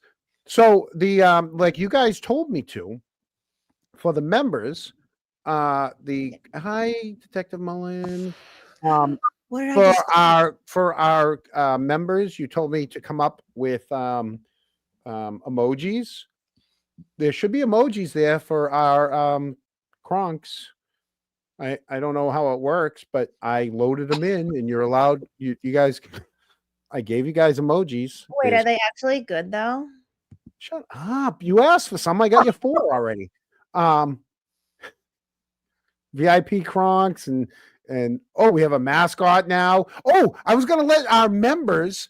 If you are a is that what is a cronk? If you're a chronicle. If you're a cronk, we're gonna have a thing and let them name the mascot. You want to show them the mascot? I can show them the mascot. You want to see the mascot? Oh no, John, we can make these way better. You don't like them? We can How'd make you them. get them? Well, listen. I at least started it. All right, we're working on a mascot. No, she's talking about the other. Here's the mascot. The mascot, you can't really see it because it's too big of a. We can edit this. We can No, we'll figure put it up. Oh, we'll figure it out. I have no clue what I'm doing, but here's the mascot. Oh, you called it Cronky. That's funny. Because look, when you pull it up, it says Cronky. So that might be Cronky right there. Maybe that's Cronky. Cronky. That's Cronky. Oh, look who's decided to come in. Cronky's got Whitey's sign. Oh, right there. There's a Pricks Insider. Hi, Gary. Right. Gary, you missed the rear admiral. Nothing big. Oh, what is that? Wait, what no, are those things? That's his. What are those names? What are those? That's the Look hand. at those things. I didn't load those things. Oh, Pricks Wait, Insider. yeah, okay, don't chat. Don't worry. I will work with him. He doesn't He'll realize help me out. I don't know how to do this. there. shit. I'm So just doing- here's they need to be a little bit not such of a big picture because like the green VIP crawl Oh, not for the life yeah. of me, and I'm really squinting. Like you can't Oh. do it. All right. The other thing I want to do is all new music. The VIP members will get early screening to all new songs and music before everyone else. Wait. You spelled chronicle wrong. Troinical. It's the Troinical. That's how. So you weren't here for that. So when we first started the Chronicle, we called it the Troinical, just to troll people like that. My brother was behind all this stupid. Oh, look at that! Look at that! Now we get those things too. No, See that? no, that's already on YouTube, silly goose. Oh, okay. Sorry, I thought we had them. He's like, these Shut up. I'm like, look, I'm doing something right. Look, I have green SpongeBob's. You know what, John? The one I just sent is how you make me feel What did you send? all the time Oh, there you go. I make you feel pink. and pissed. Oh, I like Oh. that one. Yeah. Oh yeah, look at that.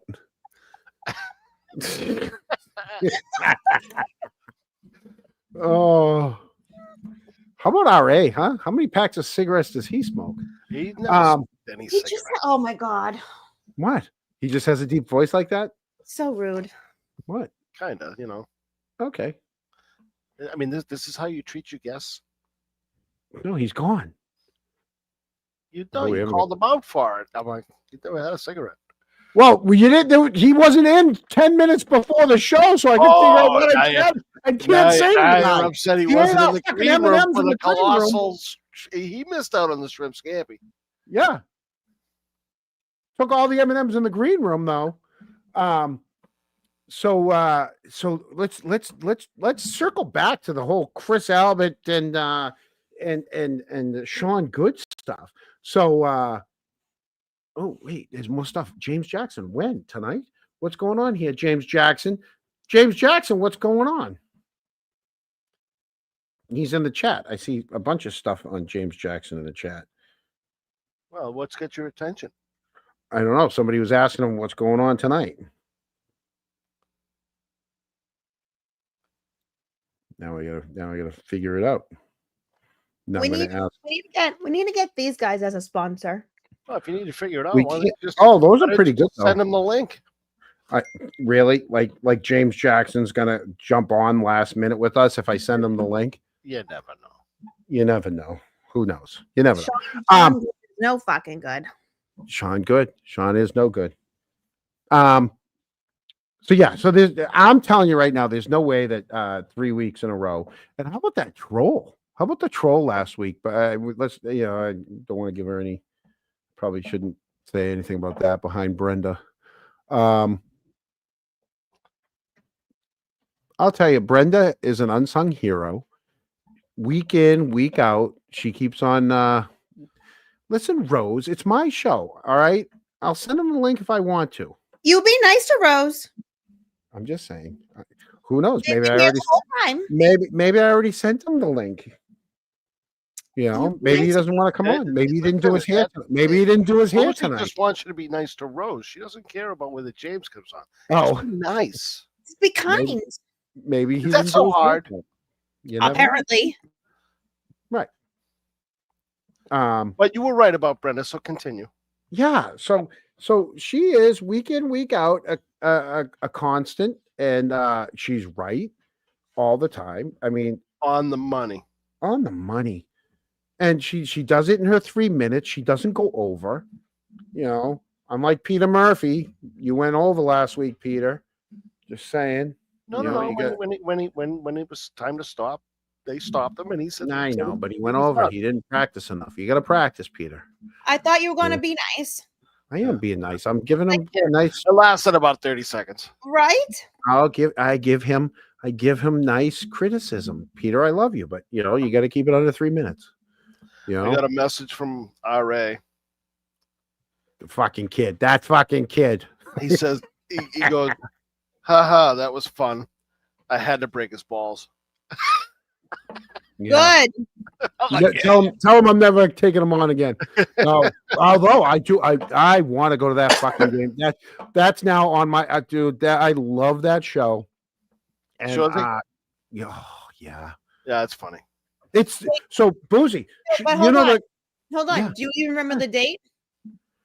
December 7th. Come on, Eric. Don't help him out. We're supposed to December post it. 7th at 3:00. Tickets are still on sale. You can get them through Ticketmaster. And I have no clue where the fucking We have a show thing at is. 7. Where are we doing that from? Let's The do it Garden? right before. We'll do The it Garden. before. Is it at the Garden? Is it at the Garden? Yeah. Oh, fucking that's awesome.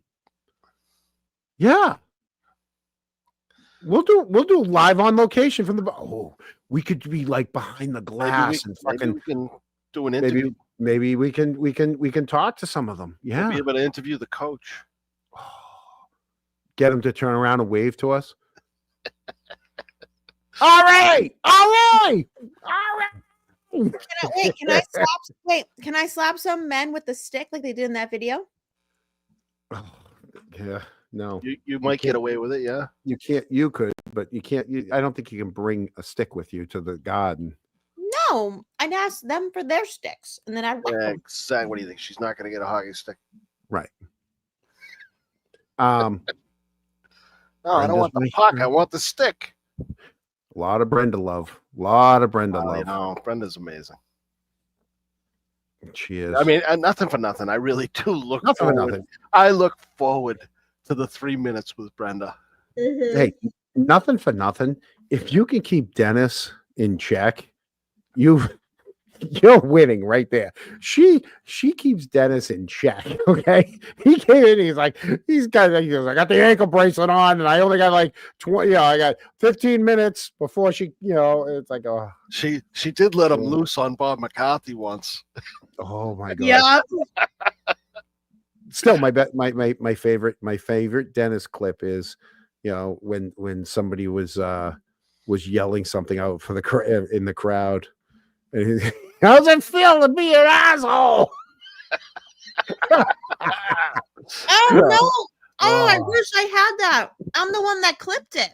You did. That was so good. That was when JLR Investigates, the complete troll, came to Dedham and decided to harass the shit out of Karen. This was trial 1 when she parked at the church and then walked down to the courthouse. And so he was just screaming, Karen's a murderer. How's it feel to kill your boyfriend? You're gonna be guilty. And all of a sudden, Dennis out of nowhere, we're in the middle of the street, turns, goes, how's it feel like to be an asshole? Yeah, no, she goes, how's it feel to be a murderer? How's it feel to be an asshole? Let me tell you something about Dennis, though. This goes to his character and who he is, and in Dedham on the sidewalk, when there was a lot of buildup from all the sand that they used for the ice on the roads, and it kind of became a pain in the neck while you're standing there protesting for a couple hours. You're stepping on these mounds and stuff.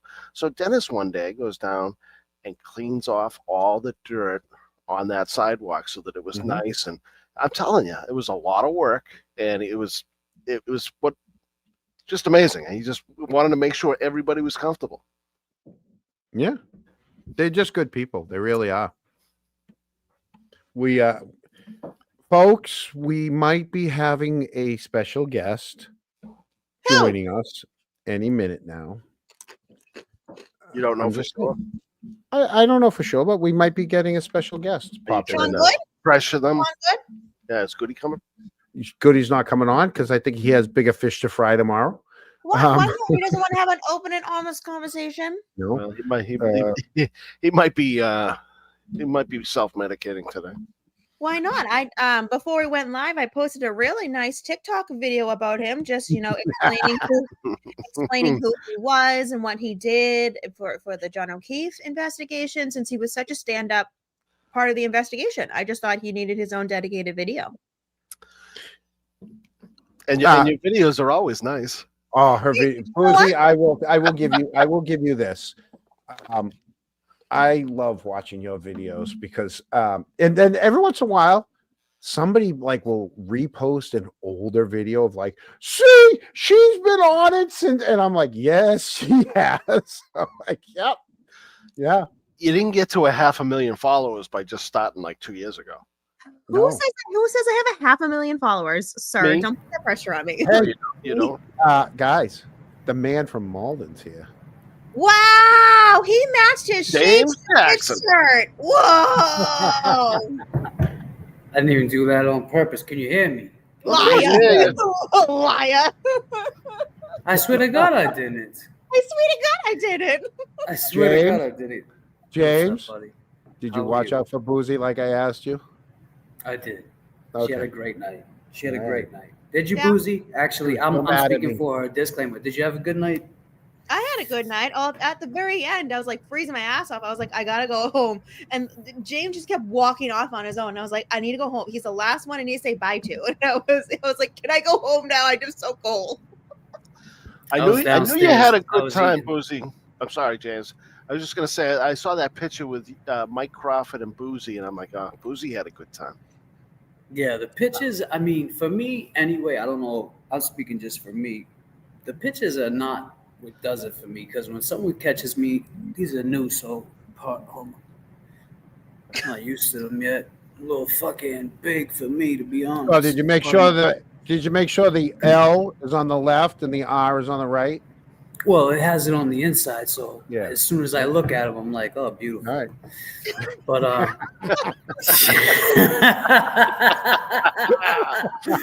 they got it, man, right?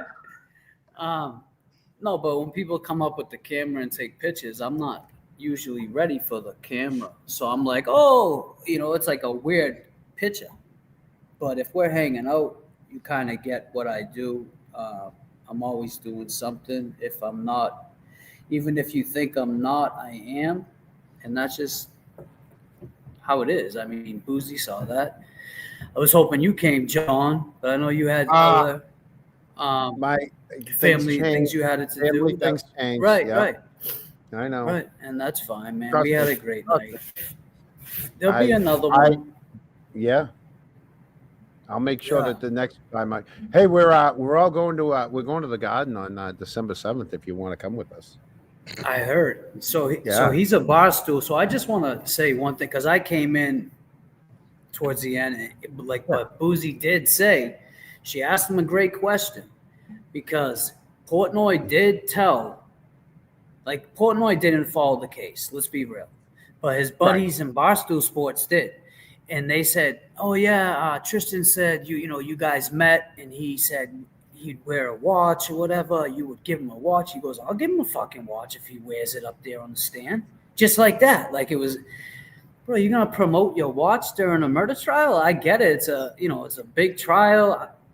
Mm-hmm. Business is business, but it's like, that's what, I mean, I don't know. You're $1 million man. You don't need to promote that bullshit watch. Well, because Right.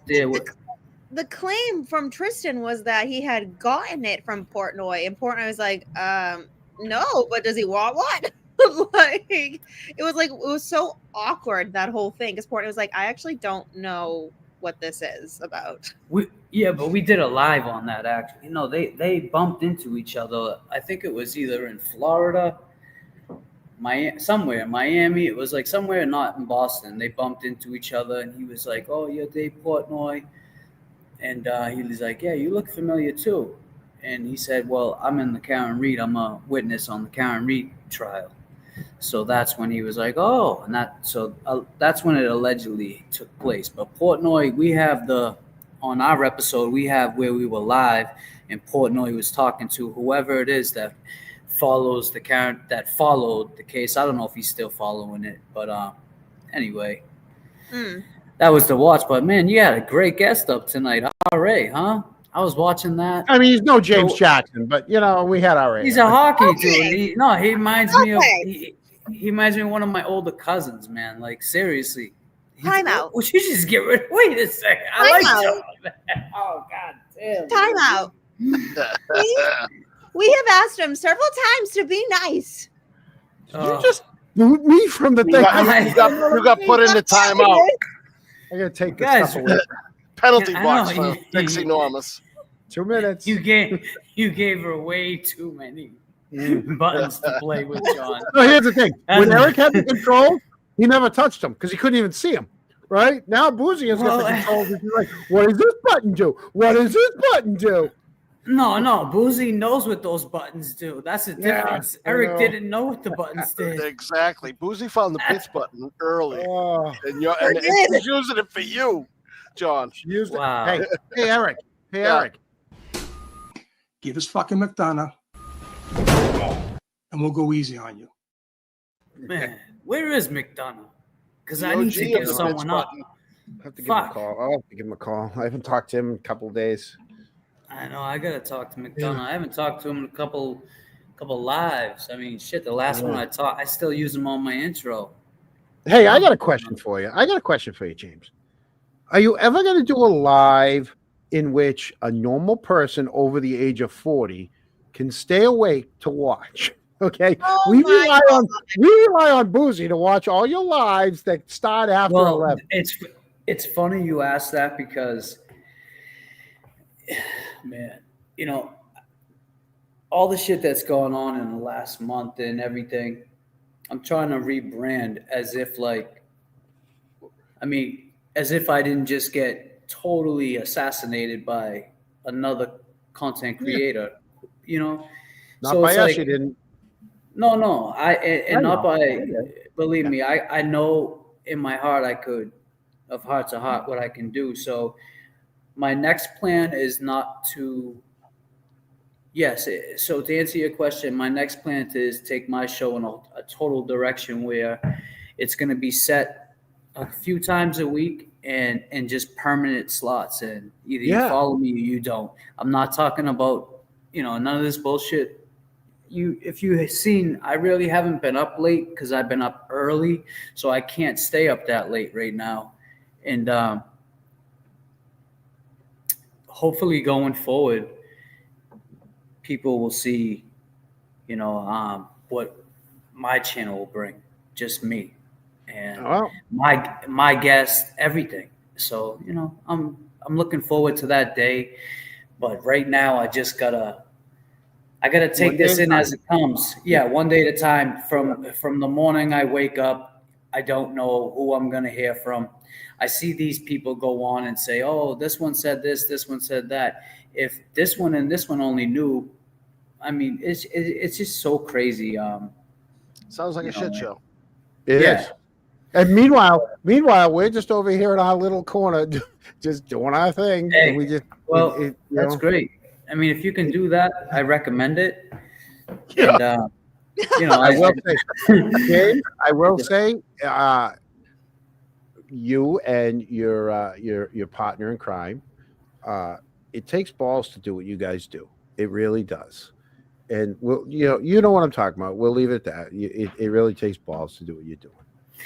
Well, you got to stay strong. So much, it's just, I just think it takes like class. And being a decent human being. Right. It takes growth to do, because, I see a lot of people change narratives of things and say, oh, James said he's going to do this, and James threatened this, and James, look, if it came off that way, that's a disclaimer, because I'll tell you right now, I would never risk my freedom over no bullshit on social media. That's number one, because I know that guy would never say that to my face, as much as his people want to think that. So with that being said, I just wouldn't do that. That I would just keep it. Yeah, exactly. I would keep it classy. And the more, I'm not going backwards in life, and I see people going backwards. So that just shows me that I'm doing the right thing, because the old me would have already ran up on somebody else, and I don't know how that would have ended, and so I don't have to get no validation from YouTube or any doctor or anything like that. I get it from myself, knowing that clarity that I didn't react James, the way James, I James, I don't want to sound morbid, all right, but I do say this a lot to a lot of people. Every day you wake up, you're one day closer to death, and I don't mean that to be morbidly. I mean that to be like, every day you wake up, you got to make the best of things. You got to make the best out of your day. Yesterday's gone. Put it fucking behind you, and you move It's forward. history. And My tomorrow's a other saying mystery. is, my other saying is, there's a reason why the windshield is a lot bigger than the rearview mirror, and it's because you got to keep looking forward. So those are my two that I really try to live by. You keep moving forward, and you wake up every day trying to make the best of it. It doesn't work every day, but you try. And I'll tell you, our chat, love. They love you, James. Yeah, and I just want to say to not just your chat, I appreciate everybody in the chat tonight. I respect everybody. And John, you already know, Boozy, Eric. I've built a friendship, trust with, so to speak, with you guys through this YouTube content creation, whatever the hell you want to call it. But the chat too, and everybody that reached out, there's so many people. Like, you'll see, my point is, you'll see all the hate and all the negativity on Twitter, in chats. You'll see all that negativity. But what you won't see is all the love, because that comes directly to me, whether it's an email, direct message, Facebook, whatever platform it's on. I don't share it. I don't show all that. I'm not simping for nobody. I know what that love's like, and none of it goes unnoticed, believe me. So I know everybody that showed me that love and send me all, like I just said, on each and every platform. It means a lot, and there's just too many to thank. So don't get it twisted and think it's just hate that comes my way. It's a lot of love. Oh yeah. So of course, I see that. Yeah, I definitely see the love. So what that's nights why- do you think you're gonna? What nights do you think you're gonna be on? Yeah, He's so like that's Sundays. why, Sundays at 7. Yeah, right. Right. Sunday, whenever night you're on. No, I'm just kidding. I've been looking at I all don't- the honestly, I don't- statistics on YouTube. Yeah. No, I don't look into all that shit. Whatever works out, and I'm gonna try to do something different. Where, Boozy, you saw how we had it set up. So I'm gonna do something where I can kind of have a guest some nights, and when him and I it would be like a live podcast. So yeah, it's gonna be different nights. I'm not sure yet, but I know I'm not ready to rush into it, because I know that if I take my time, do it right, I know I've already proved I can get an audience, right? We know that's not the problem. Right. So making it the best I can for my audience is where I'm at now. So that's what I'm trying to figure out. You are exactly like Boozy. Boozy, really, Booze, with your curved monitor and your cameras, and you want everything just right, just perfect to set up for your studio. And so, James, you guys are like twins up here. Like, goddamn. It'll happen when it happens, and it's going to be perfect. What's wrong with wanting good quality content? Nothing. But when you're a hack like me, I'll take the content I'm Yeah, well, look at you right now. No, but Fucking washed out face. no, but look, listen. Sometimes that hacked out content that you speak of is the best content. I mean, if I never said my man had to run across 3 lanes, will we still be talking about it from 2008? You know what I'm saying? But I'm just saying, it's like sometimes the content that you don't think is going to be that like tonight, that interview with the RA guy, that's my first time meeting him. I don't know much about him, so I'm not going to speak. I'm just going to say it was a great interview. You could tell you guys clicked really great. And, those are the interviews that people remember, and they want to come back and watch your show.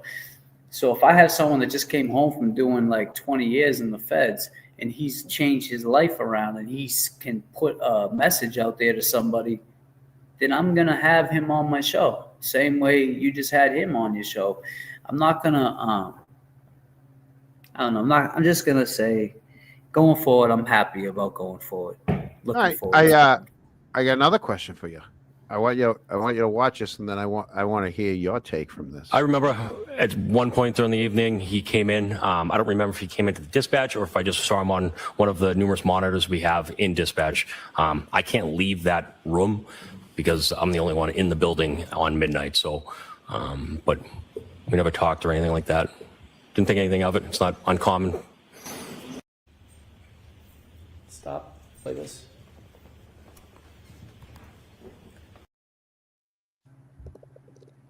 Six minutes he was in that room.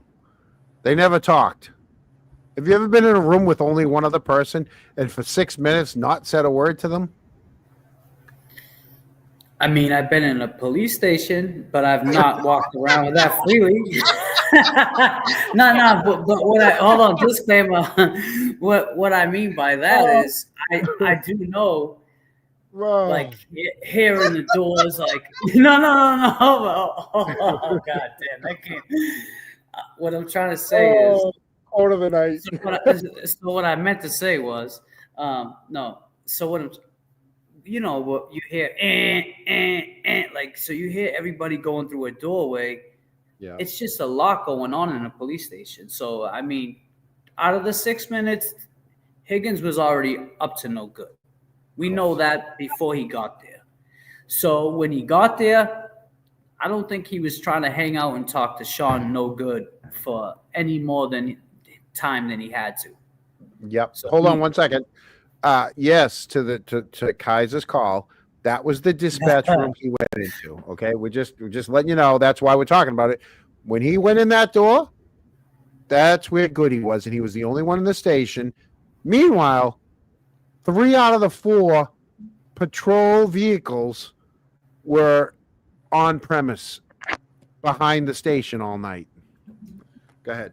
Sorry. But you know how he walked in. No, you know how Higgins walked in that police. He walked in like he owned it.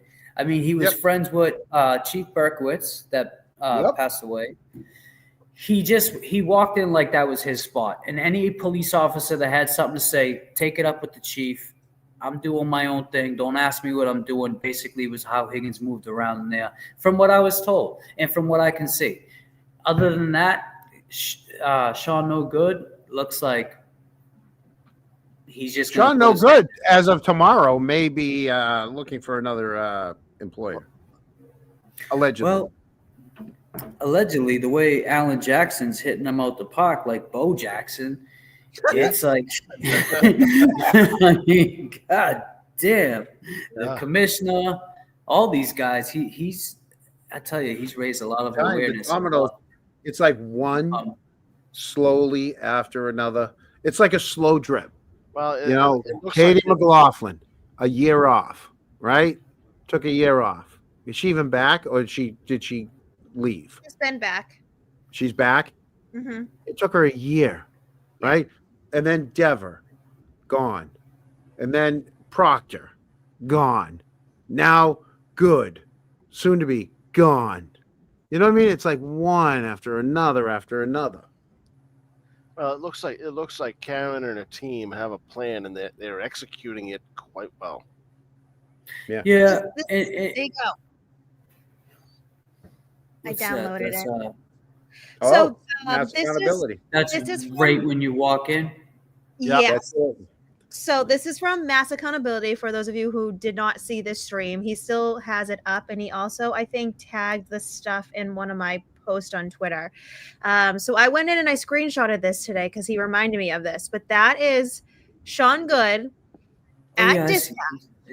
Yeah, so that's actually Good at dispatch, and behind his shoulder is the same door that Higgins would have walked into.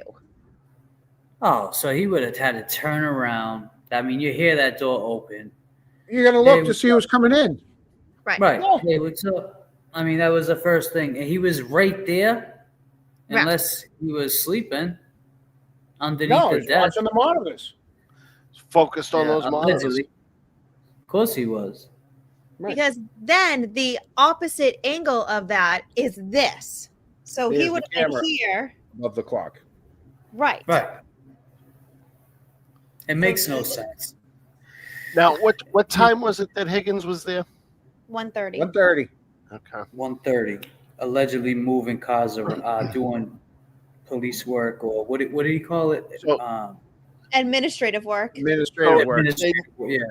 They never had a conversation for those 6 minutes, and then Goody got two phone calls. One at 5:20 in the morning, and then one at 6:04. One was a non-emergency call. One was a 911 So call. Eric, so does that mean in 6 minutes, right? 6 minutes is a long time. That are you trying to say that Higgins never told Goody that he was at the Alberts that night? No, I'm trying to say that he did tell Goody. No, that's what I'm saying. No, are we to believe? Yeah. You know what I'm saying? Are we to believe Higgins? I don't think he could have left that part out and said I was at the waterfall and whatever the other bar. You know what I'm saying? I mean, that's a lot to tell one guy. Oh, I was at this place. And why tell him all that? Came from the Alberts house. Friends. I mean, he could have said I just came from the Alberts house, but he also could have said I just came from the waterfall, or I just came from wherever else he just came, because it took him more than. What time did he allegedly leave Brian Albert's house again? Was it one? So if he got it to the station at 1:30, he probably left the Alberts at 1:26. It's only a 4-minute drive. that close? Oh wow! Oh yeah, it's that close. Yeah. Unless he made a stop somewhere else. Somewhere else, right? Unless he went somewhere else. Where were we thinking he might have gone? Give someone a ride home. Well, at 1:30, who was he giving a ride home to? Mm-hmm. Who knows?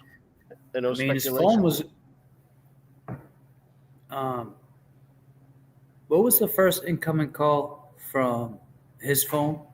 Brian Albert and him was 2:00 or something.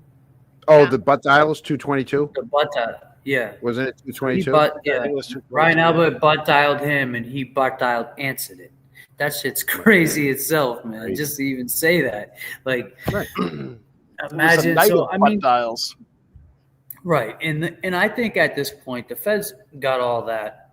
Absolutely, I they mean, do. and if you can't say when people say, "Oh, the Free Karen Reed movement is crazy for thinking the feds are coming." Well, even if they're not coming, they're definitely their eyebrows are raised, thinking about, wait a second, you butt dialed him and he butt answered you? Come on, we got Beavis and Butthead in the same fucking room at the same time. I mean, it's just crazy to hear the shit that they would come up with, and I think the feds thought that the prosecution was really gonna do the right thing here. I didn't see that. Oh, sorry, I put it back up. Somebody said even if it said even he'd have to tell Goody he was going to be moving cars. Yeah, I'm just here to move some cars, right? Right. He would have to He would say have gone in to something. say, yeah, I'm moving some cars, but he didn't. He's move not just cars. going to go in and say nothing. So Goody's testimony was he didn't say nothing to him, or he didn't see him. Yep, he didn't. No I conversation. don't know if I saw Nothing. him on the cameras. Yep. Oh God. He said, but I certainly did. Yeah, well, it's only I'll play it again. It's real short. Hold on. I remember at one point during the evening, he came in. I don't remember if he came into the dispatch or if I just saw him on one of the numerous monitors we have in dispatch. I can't leave that room because I'm the only one in the building on midnight. So, but we never talked or anything like that. Didn't think anything of it. It's not uncommon. We never talked. Never talked, but as like Boozy said, as he's walking down, he goes in that door, and that door would be right behind Goody, right? Yeah, literally right behind him. I mean, Goody, he looks like the type of officer that is like that type of dopey, dumb cop. I hate to say it like that, but yes, does he's look like that. Oh, he booted himself again. Device is not connected. Oh well. I mean, I didn't that's boot just John. what I get. Boot John. He'll be I didn't back. boot He John. knows how to Chat. get back in. Boot him. Here he is. He's good. I have always said. You're muted. One of my favorite. Just kick him. We'll kick him again. I have No. always said. He thinks because It wasn't Oh, me. man. I got pretzel chips in one hand and my other hand. It's not me. It ain't She's me. like, I Anyway, didn't do it. it wasn't me this time. I've always said one of my favorite sayings is if you hang around shit, you're eventually gonna stink. And Goody is technically 2 years older than Proctor. Graduated with his sister Courtney. They've been friends for like decades at this point. Proctor was younger than Goody. Yeah. So Goody graduated Canton High 1998 and Proctor was 2000. And these guys are young to be doing what they were doing. I mean, But they're sloppy. And that's like if you look to see how Proctor acts, it makes sense why Goody would also be one of his friends. Like they act alike. Oh, They man, do. like, They I know do. what You you didn't I know hear what you're Eric. saying. Eric does so many standouts, and it's like, and I've also heard from other people that stand out in Canton, like Goody is just a dick in his cruiser for What's no he reason. doing, Eric? I didn't.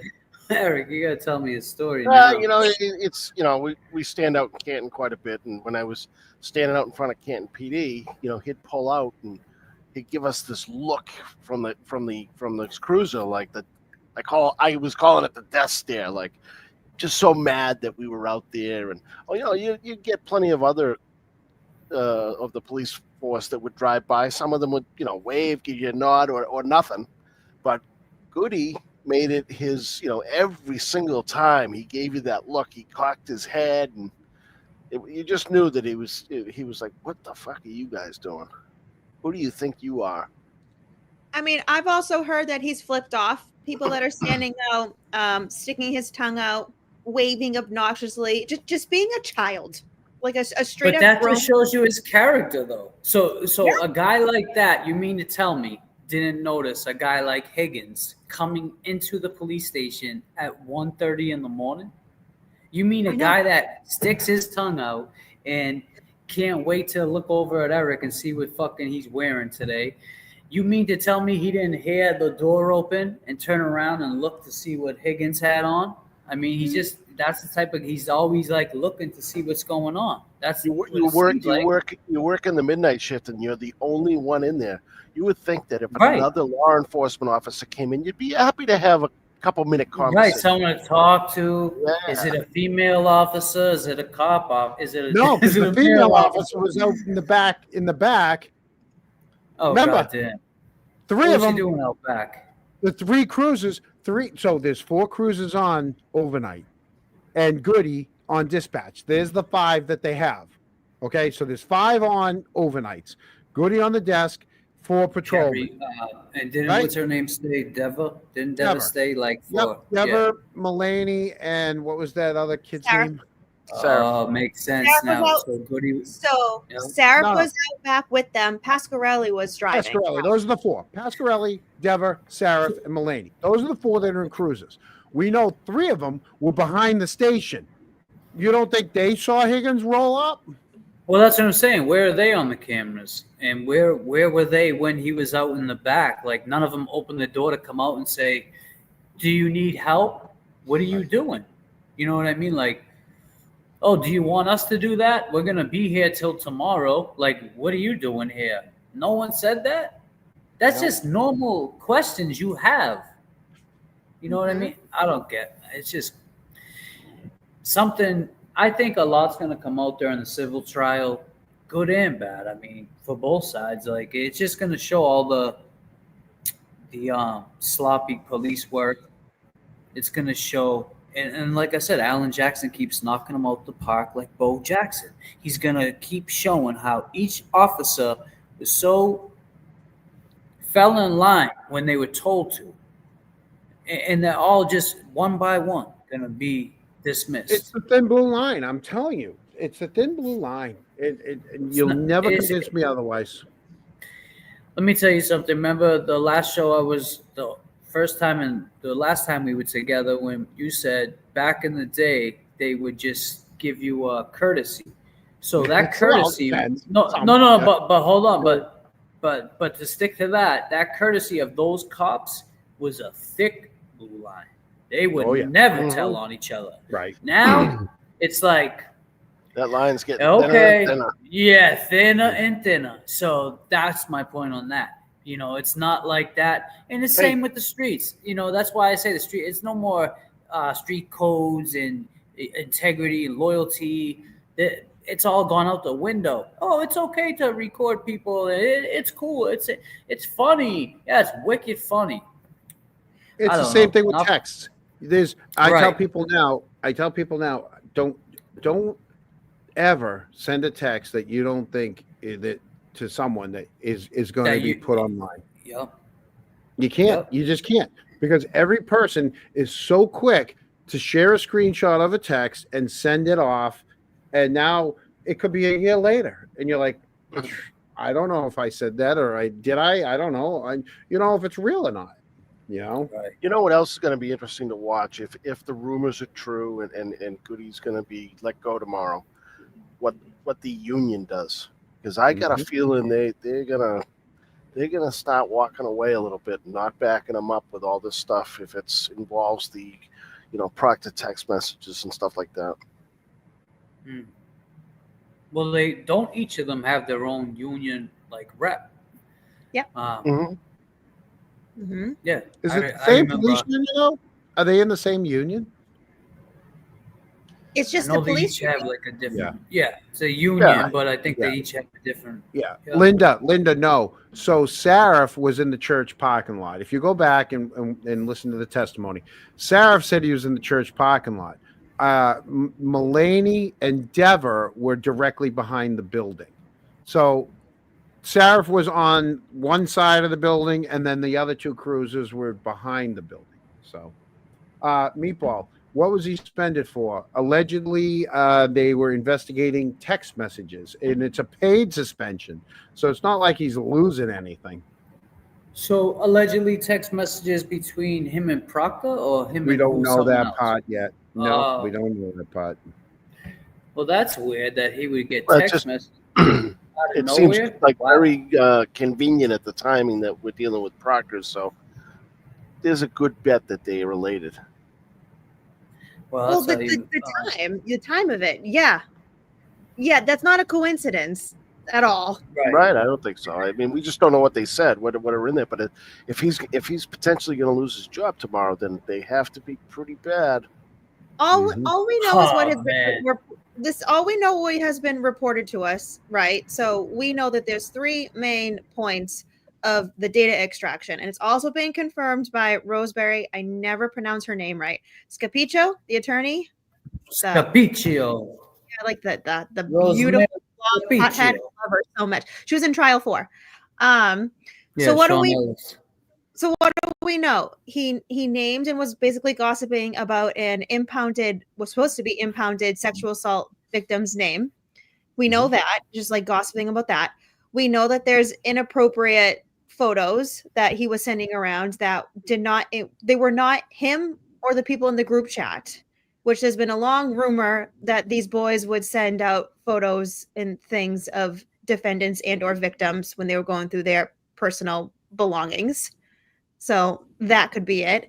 And I'm having a brain fart on the third. There's another one. The racism and misogyny and anti-LGBTQ rhetoric. Miles King. Against With, his own. Miles King. And some of them was not just Miles King. Some of them were against his fellow His own officers. Yes.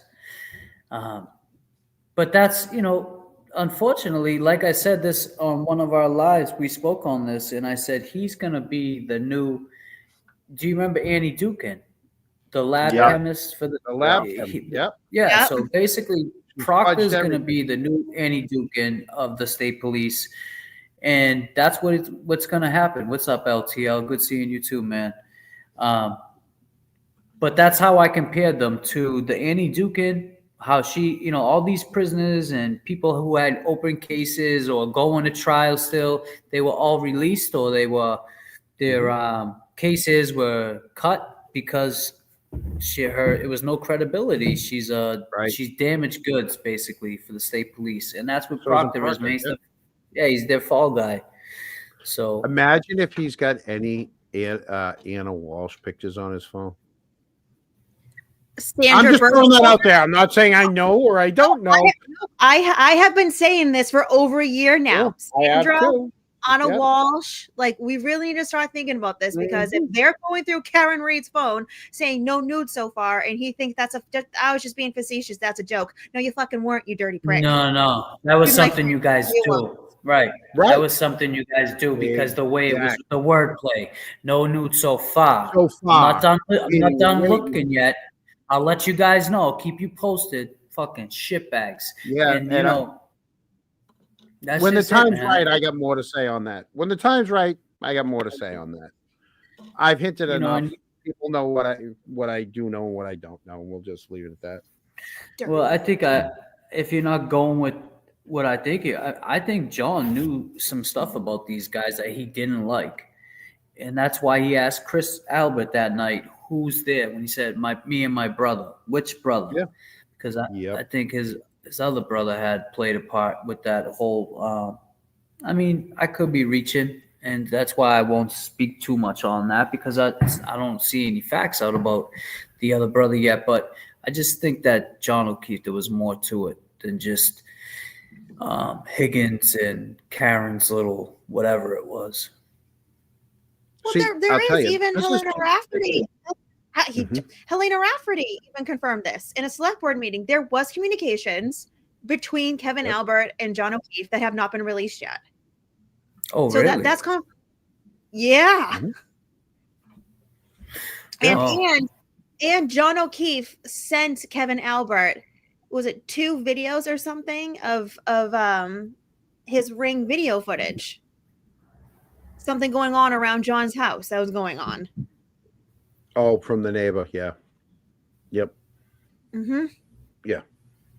Exactly. See, James. See, James, exactly. this is I want to say this is why I personally like having you on is we can have, it doesn't matter what kind of show we have. Like tonight, it was mostly hockey, right? And it was Spittin' Chicklets, it was Rear Admiral, it was Charlestown, it was the movies and Shoresy, right? It was different, right? We had a different thing, but we still have enough time to circle back to other things. We before you came on, we talked a little bit about Chris Albert, and then when you came on, we're talking Sean Good, and we're talking more of we want to know what happened, like instead of the other stuff, right? Right. Yeah. And that's why I like having you on, is where the focus, at least for us, we try to stay focused on the things on our channel, at least, that we think is the important stuff. And that's, and we like getting other people, the three of us, we talk for hours all week. I mean, the amount of time that the three of us will chat or talk to each other or group call, and all of a sudden, finally, we got other people. We love to ask those people the same thing that we've been talking how about. they feel, right? Yeah, because Yeah. then you can. It's just. I mean, we would do the same, and I haven't done this kind of live like this in a long time. It seems there's been a lot of other stuff, just background noise, if you will. That just doesn't. I mean. Is it going to age well? Who knows? Do I know? I don't know. Do I care? I honestly do about some things, but some things I honestly don't. And like I said, going forward is just all I can focus on. And I think talking like this is the only way we can still continue to keep John's name alive. And I hear a lot of people say too, John's parents don't want to hear that no more. They don't want to hear about what you guys have to say or what you think. His mother's mind's already made up. Well, what if us talking makes her ask more questions or whatever? I mean, it's just got to be more to it than what she thinks happened. Right. There just has to be. There's not this many people. There's too many questions, and there's too many lies. And I saw one thing on today that someone said, "What good is threatening people with perjury when you see lie after lie after lie, and nothing happened to these people?" And you're like, same thing, right? There's no way you didn't have a 6-minute conversation. There's no way that, I could go into every one of them, you know. Well, that's like when all those sidebars, didn't they say they would those conversations would be released to the public sooner or later? Yeah. And they're trying so hard not to hold them. Yeah, that's going to be something, because then you can really put stuff into perspective of, okay, well, we knew what took place and why they took that sidebar. And now they said this is what they were saying during that sidebar. So, I mean, those sidebars are very important. Very important. I just think of like when Colin Albert was testifying or Brian Albert. There were so many points where like Lally was just like, hey, can we go to sidebar? And Bev was like, sure. You know, it's like, what were we really talking about there?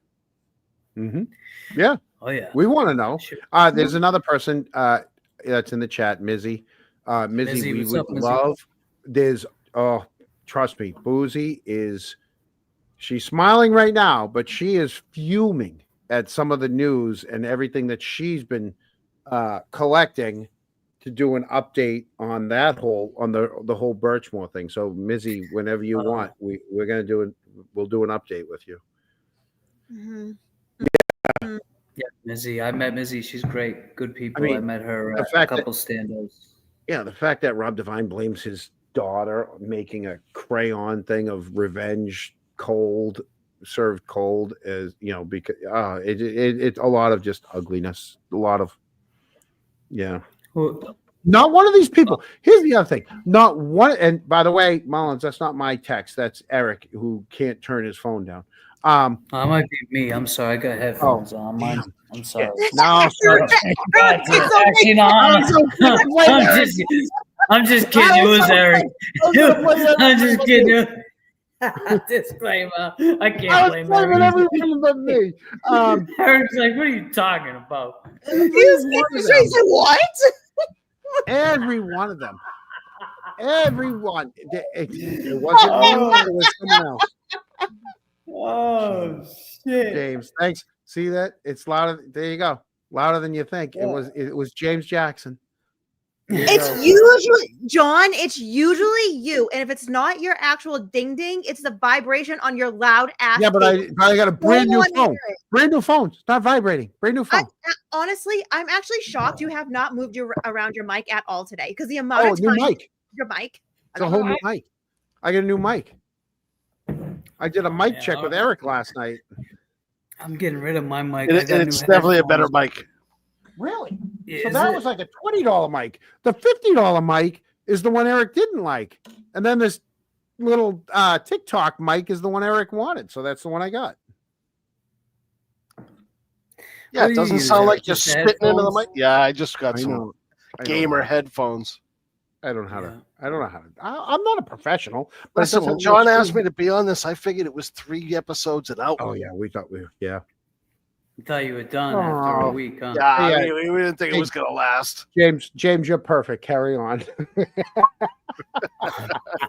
Okay. Oh, by the way, thank God for daylight savings time because Dennis is still awake. Just saying. Oh, that's a beautiful thing. He got his extra hours of sleep. He got his extra hours of sleep. He's still in the chat. And he went to the Pats game. Yeah, Dennis. In real life, it's 10:30. I can't believe you're still awake. I know. Changed one of my clocks. Oh my God, I got my car today. I'm like, oh my God, my car changed its own clock. That's awesome. Remember when it would take forever to try to change a freaking car clock? Like you're pushing like double buttons. And you couldn't Google it. You just had to figure that shit out. Yeah, you're like, what 2 buttons am I supposed to press? Or you had to go get a toothpick for some stupid little tiny little hole. Little tiny hole that meant nothing. Yeah. And it's like, all right, we gotta stick a toothpick in here, my thumb in this hole, and fuck. It's like, I know. I remember people those days. nowadays. They wake up there, everything's already changed except for the microwave. The microwave is the only thing that you have to change still. Yeah, they can't figure out the microwave yet, huh? No, well, it's the only thing that isn't hooked up to the internet that's going to kill us. I'm telling you, like, come soon. Everybody's going to be in electric cars, right? And if you don't pay your car payment, they're going to shut the car off, and you're not going to be able. So wherever it's parked till you pay your car payment. That's think how they much could do that now. Of Yeah, course they they I mean, I have a 2012 Beamer, and you can. That's just it's 2012. Calm down, all right. I don't want people to be oh, Shay got BMW. 2000, but if you press the button right away, they send someone to you. Call like roadside service, all that. How the hell can they not just shut your car down if they can do I all know. that? You know, it's just weird, man. You know, Well, that's they what the could police hear. want to be able to do if they're in a car chase. They want to be able just to shut down your car. I can I'm actually sure move that. I can Go ahead, actually I'm sorry. move my car with my cell phone. Yeah, Oh, see? you get one of those, back What do you your got, car out of the Tesla? spot. No, I don't You do got a not. I would Tesla? never. I would never. No, Elon Musk. All right, no, so thank how you. the hell do you get a car that? What car does that? It's It's new. Well, it is newer, but it's on the apps. That's all. Yeah, but There's- it backs up and shit. Yeah. So, but on my Oh, key fob God. too. But on my, I think It's for Eric the- probably knows. it's for Eric the knows what I'm talking about. You Bigger can people literally that can't get into this spot. yeah, you can literally Oh, reverse it. Like yeah, and it's cool. Yeah. And You it's can so pull up to a It's called spot park and assist. it self parks and everything. It self parks, yeah. Cars, You mine put does the it. car, Yeah. you hit the button, you put the car in reverse, and you still got to control the brake, but you can kind of let the steering wheel go, and it'll take care of it. All right. Here's the other thing. In the 70s and 80s, cars were enormous, right?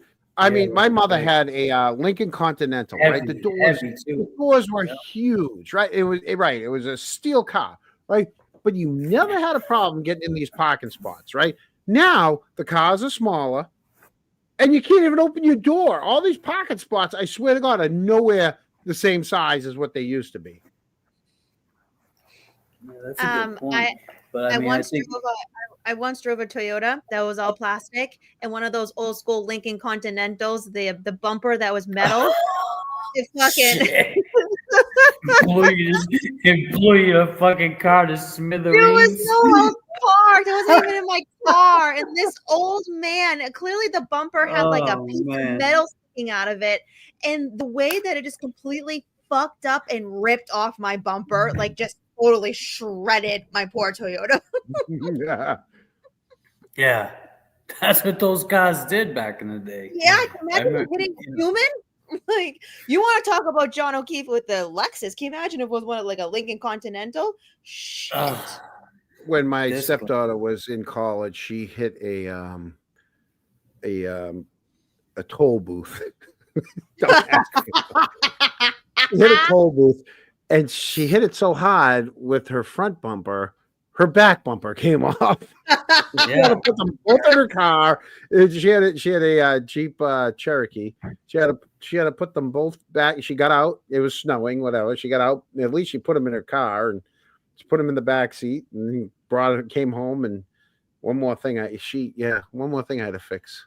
That's wicked funny. Good. Oh, I she can hit a see that toll though, booth. because the toll booths were so skinny. Yeah. Yeah. You hit it. It's a cement wall, isn't it? Like just a.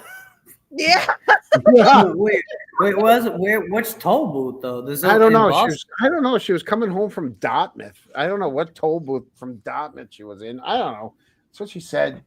So you I believed it. I believed get it. you. Whatever. Fix.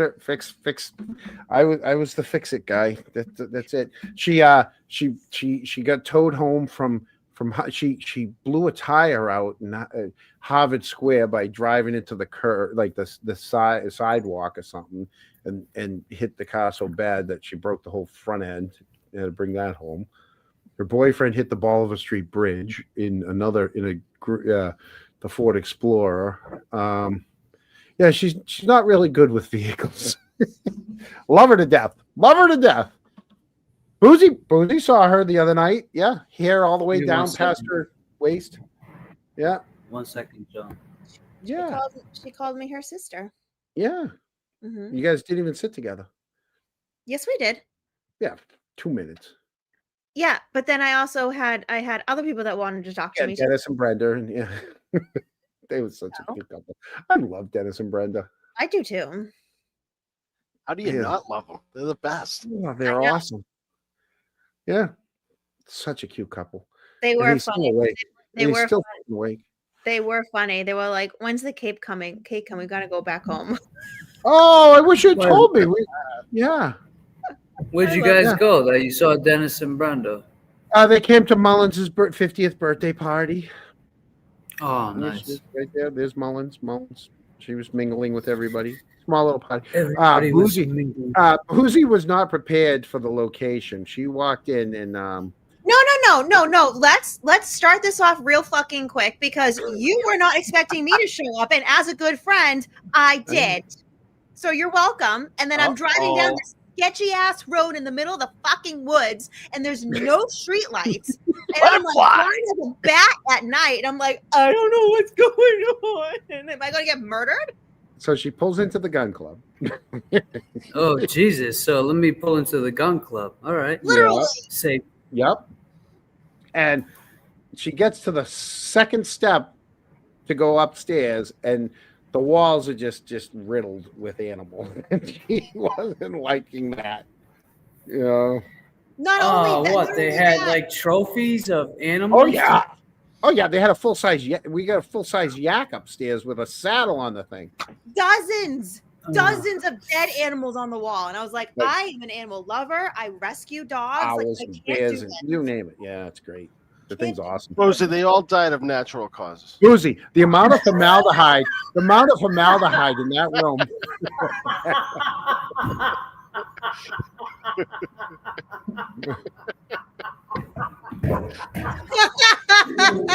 Oh shit, Eric! Eric took me out with that shit. Oh man. Yeah, she got to the second step and almost turned around and was like, no. I'm like, just get up there. Nope. Not only that, I had an animal next to me that I don't know if he was going to shove me back down the stairs. So I was like, They all lived a long life. Yeah. Some of them, I touched most of them. They're you touched them? You sick fuck. You wash your hands afterwards. Oh. Yeah. God damn. Oh man. Yeah. Cry. So that's what. So Dennis and Brenda came, and I wish I had known they were waiting for. I wish they had waiting for the cake. Brandy, John said you were invited and was like, where's Was. the cake? And I was like, I don't know. If she showed up, she would have been a moderator again. No, I just. Listen, Brandy Oh, can't make no, everything. I just been busy. She's been busy. Oh God. Good job, Boozy. See you later. Someone in the penalty box. How'd that God damn. Stop it. Bad internet, John? No, it's Boozy's bad fingers. I think the funniest spot is when he comes.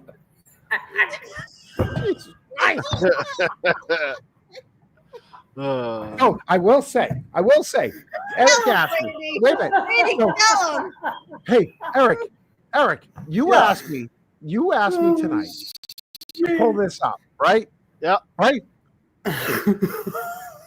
Okay, all right, you're a great guest, but it says right in your friggin' ad, right there on your thing, presented by Pink Whitney. What did I tell you? We play the Pink Whitneys every year, and we beat them. I don't know what Pink Whitney is. It's your friggin' sponsor, all right?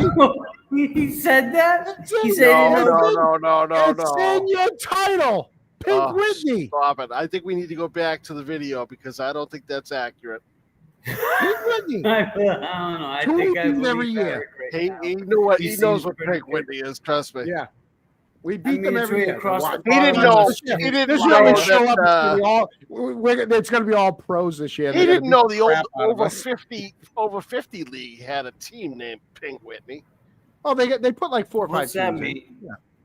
in. Yeah. Ryan Whitney is Will you show him your medals if you didn't see him? Oh yeah. Hold on. Oh my! I just broke my shirt. Oh shit! I can't. What time did you guys start going live? Oh, he's my putting them all on. Oh boy, nice. There you go. Good for you. Yeah. I'd wear them every show if I was you. Fuck. I mean, No. listen to how heavy these things are. Yeah, they're They are wicked heavy. Those are heavy. Yeah, they're Yeah. actually Are they, really what light. are they? Bronze? No, they're Are gold. they bronze? Where's It's the gold? Timu shirt? They're real 3 gold medals. 3 years in a row.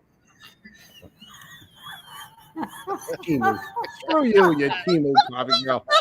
Yeah. Fuck Timu. Jesus Christ. Whatever.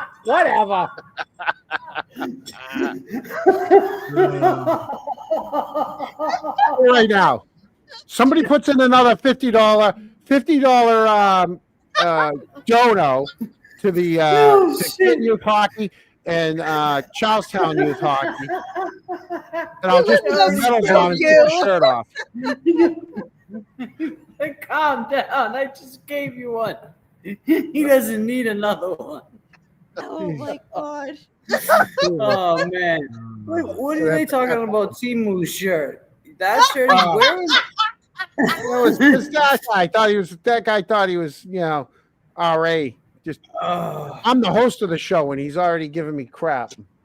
Yeah, but that's what your buddy. Yeah. So how do you know him, John? Did you guys grow up together? He was my roommate. He was my roommate in college. Hey, he was your roommate, Eric? Yeah, he was my roommate in college. Yeah. We went to North Adams State College together. Now, believe it or not, look at this. When I went to Suffolk, not only did I live in this shirt, I had equipment on under it. Now it just barely fits me like a regular t-shirt. But when I was in college, this fit over my equipment.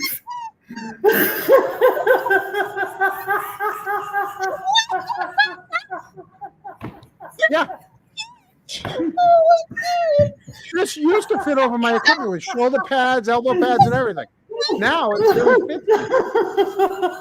John, Suffolk called. They prefer you don't wear their Oh shit! That was a college jersey. This was my college shirt, and it's literally I would never get any equipment on under it now. Although I'm like 90 pounds heavier than I was in college, so that's crazy. Crying. All right, can we go back to the regular screens, please? I'm actually crying. Oh my tears, man. Oh, that's a beautiful story, John. My college shirt. There you go. Oh, Mikey man. C. Mikey C, you came in at the right time there, bud. Yeah, jerk. Oh, it would man, fit you. Literally, this is. That shit'll fit you. This is look. It doesn't even go. That's it. No, but that'll fit Crawford with the pads on. Wait.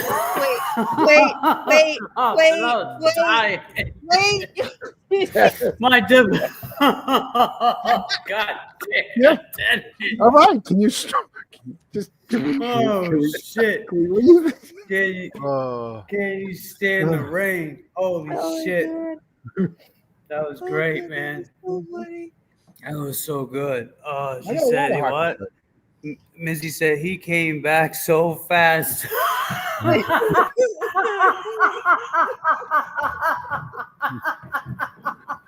got a lot of shirts down here. He came back so fast and so proud to wear that shit. Like this ain't no Timu shirt. Oh man! I should have had this on. I should have worn this. Did you dig that out of the laundry? No, it was on the treadmill. No, I think this on the hangs treadmill in that his you don't house. use. We don't use the one I got hurt and had a heart attack on. Hey, don't do that again. Yeah. Oh, Yeah. That thing. That's part of the furniture in the house now. That thing is. Thing's hanging on the wall at one point. Next time it's framed in a picture. I should. You gotta get it framed. You should frame it. Hang it up. I have No, a jersey. no. It's too small. I can't believe people were this small in college. I thought, I mean, you're a big, pause if necessary, but you seem like a guy that was a bigger dude on hockey, like on skates. I don't think that would have fit you in college, man, with pads. When I was a to be honest. freshman, there was 6 of us. There was 6 of us that made the team that didn't really play in a lot of games. And all 6 of us were over 6 feet tall. I was 6'1", 200 pounds. That's big, dude. I'm 6 That feet. was big back then. 6'1", yeah, and 200 pounds. I was 220 at the most, but 200 is still good. Yeah. All the other What guys size were like is that 180. What's that, medium? Probably. Hold on. Listen, the manly colors. Dennis, I got to disagree with you there, Dennis. It's like the 4th time Malden. tonight John's taking his shirts off. Malden High had John. Do you remember Malden High had blue and gold? So I mean, it's kind of similar. MC Malden, the Malden Catholic had those colors too. MC.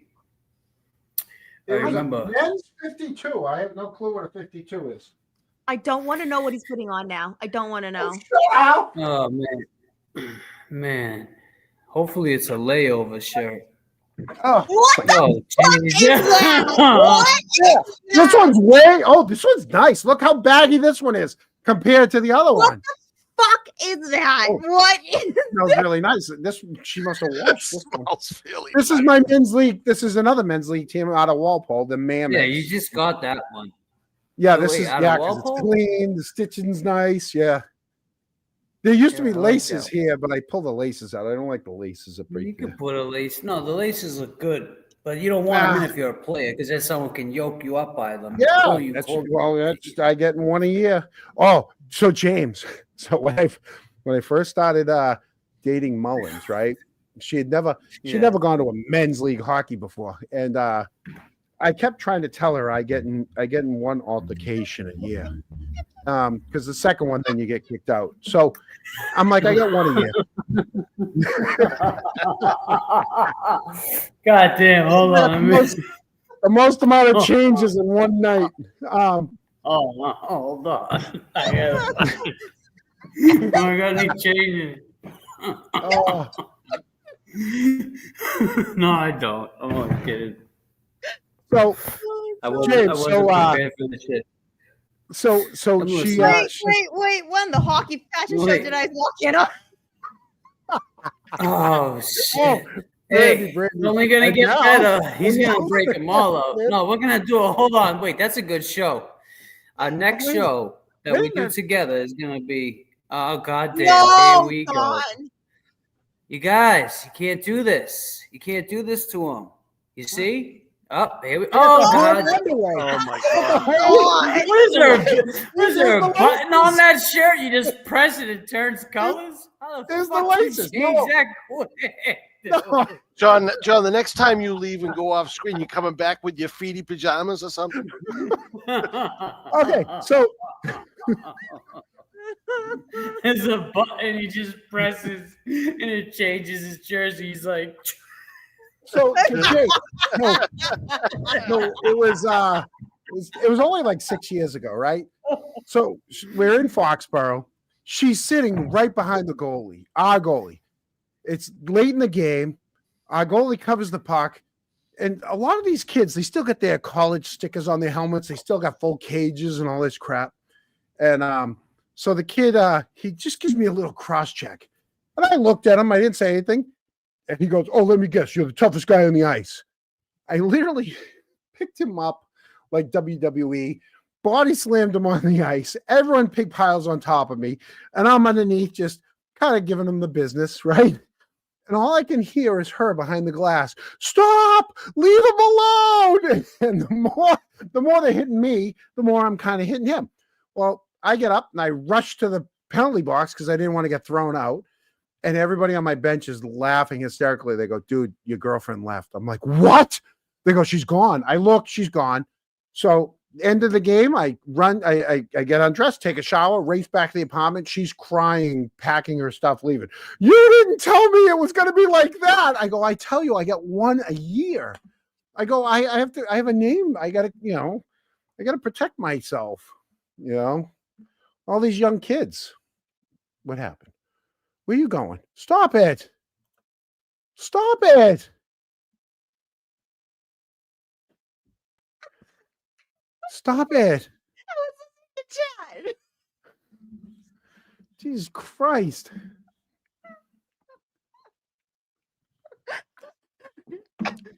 Eric left too. You all left. Funny. I was like, I'm You all asleep. left. Then. You all left. Hey, no, I'm sorry. I was listening. No. I was listening. Boozy I didn't wasn't. leave. I just- Dying over there. God damn. Yeah. Oh, So these are the home shirts, and then the reds are the away shirts. Well, why are those ones bigger than the college ones you got now? Oh, 'cause you just got those ones. Those are Because newer. these are like men's league. They're and they're double X's, and they could be triple X. I don't know. Yeah, but they're like newer. college They're ones- after college. Yeah, it's Right. college was 1990 to 94. Right. We're in 30 something years ago. We 2025, were guys. smaller people back then. Oh my god. God damn. Mikey said.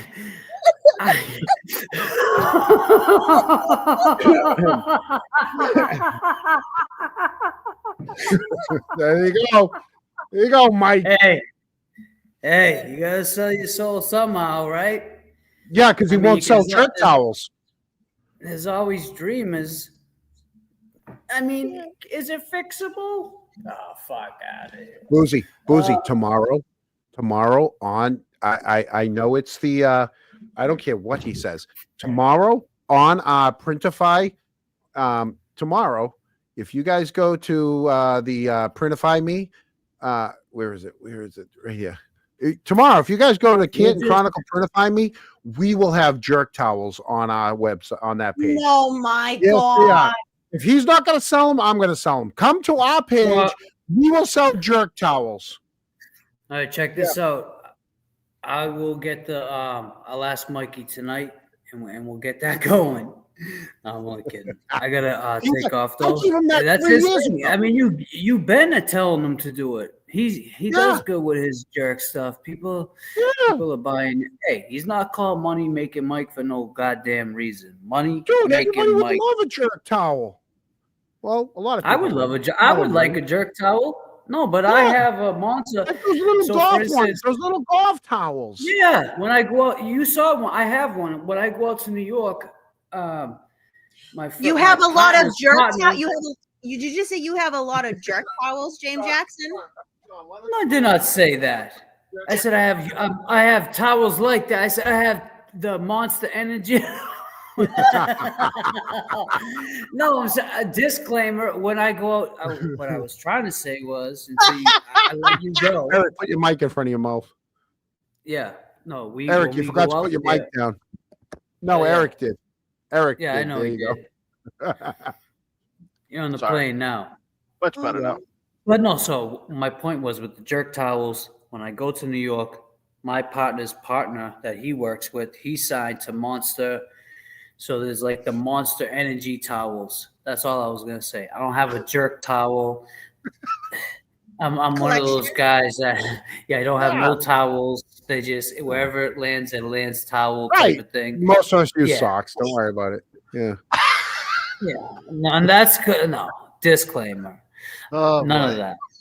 But I get what you guys are getting crazy. He means socks. And I don't have socks. I don't Yeah. have No, but he has all these other things. And like it all came up from the first time we were ever on, and he had like this different curtain, and we're like, you need a jerk curtain. And he's like, I do. I'm like, yeah, you need a jerk towel. And we laughed. And the minute you laugh at something, you're like, oh my God. At least in my mind, is like, if people laugh at something, you got something. Do it. Right. But making it is one thing, because once you get monetized, you got these companies you can work with. Right. For instance, I worked with Spreadshop. Yep. Trash.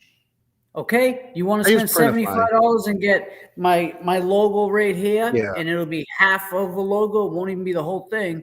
Don't do it. I'm telling you now. Don't do it. I'm going to a new company because they're sending out merch that's crazy. I'll tell you, Well, Printify has been hey, good. look, Printify, you no. can put the freaking logo as big as this on there. Yeah, see, I want to do. I'm going to do something nice But anyways, my point is, these companies that like you can sign up with, you got to be careful on who you choose. Is my point. You got to have a good PNG. You got to know how to do that. But right. With that being said, I'm so happy I joined you guys. I have to take off. What up, Money Making Mike, Young Jerks? Always good to see you. Listen, And it was James, great hanging you're out with you guys, always man. welcome. You're always welcome. You just send us a chat and say, hey, I'd like to drop in. You can drop in anytime, even if it's 5 minutes. Thank you. Just come in to tell us what you're doing, what's coming. Yeah. Super Hopefully flash.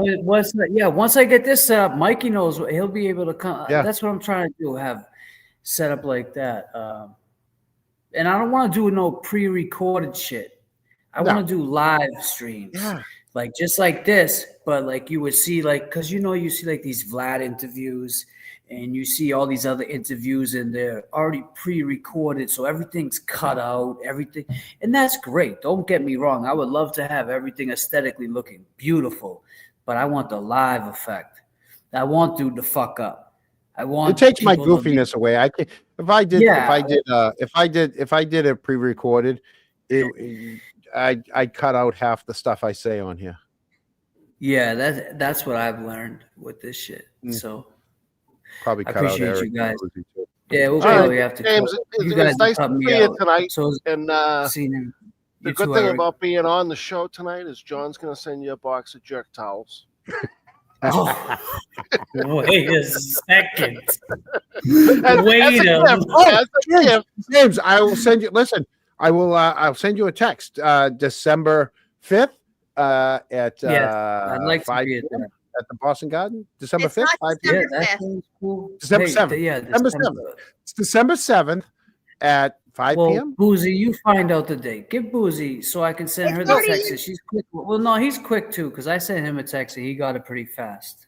Yeah. It's already in my calendar. Okay. Yeah. It's a Sunday. So there we Oh, go. it's a Sunday. Oh yeah, that's right. We're gonna go live. We're gonna go live from there. Oh, We're gonna go live from the garden. See, that's there So you they go. kick us That's out. That's the good. No, you can do that. That's what we. I mean, We'll just tell them we know. JFK and I started there. That's where we started. If you remember, our first video was asking the kid, and he was like, we asked him if we were asking people, do you think Karen Reed's guilty or innocent? And the kid was like, oh no, Celtics. And he was like, something, they're all murderers like the Canton police. Do you remember that video with the people from the Celtics coming out? Yeah. And jerks, that shit.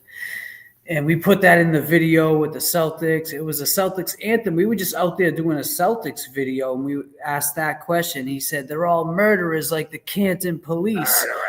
Because he saw the back of JFK's shirt where it said, free Karen Reed. But yeah, that's where we started, down North Station. Well, it's nice to know that the Garden lets you in, unlike the Red Sox. But anyway, no I'm kidding. Yeah, I'm well, kidding. I mean, maybe the Red Sox let me in. I just I'm want. kidding. I want to be let in different than the way they let me in. I would like to be like, and now coming to the stadium like that. That would be great. Right. The guy who saved 2018. The banner. Team. I'm just kidding. Everybody have a good night. It was good seeing you guys. James, you're the balls. See you, Thank you, James. John, love you. Eric, peace. Everybody chat. Have a good night. Bye, James. I love him. He's awesome. The man. He's the man. Oh, Before you say anything else, I think we just need to wrap it up because we're going yeah, to I'm ready. I was get ready. yourself in I'm trouble. ready. No, I'm ready. I'm ready to wrap it up. You want to wrap it up? No, you Look at can. me. Look at me. My hockey shirt on the ice. Okay, so everybody, thank you for tuning in to all 112 people. We will tally the money.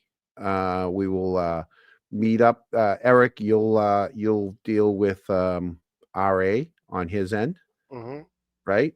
And yeah, Mullins needs to turn her dryer back on, so she wants the show off as quick as possible. So I had fun. I hope you guys had fun, and thank you guys all for watching. You want to say goodbye, Have a good night, everyone. Boozy? Love you.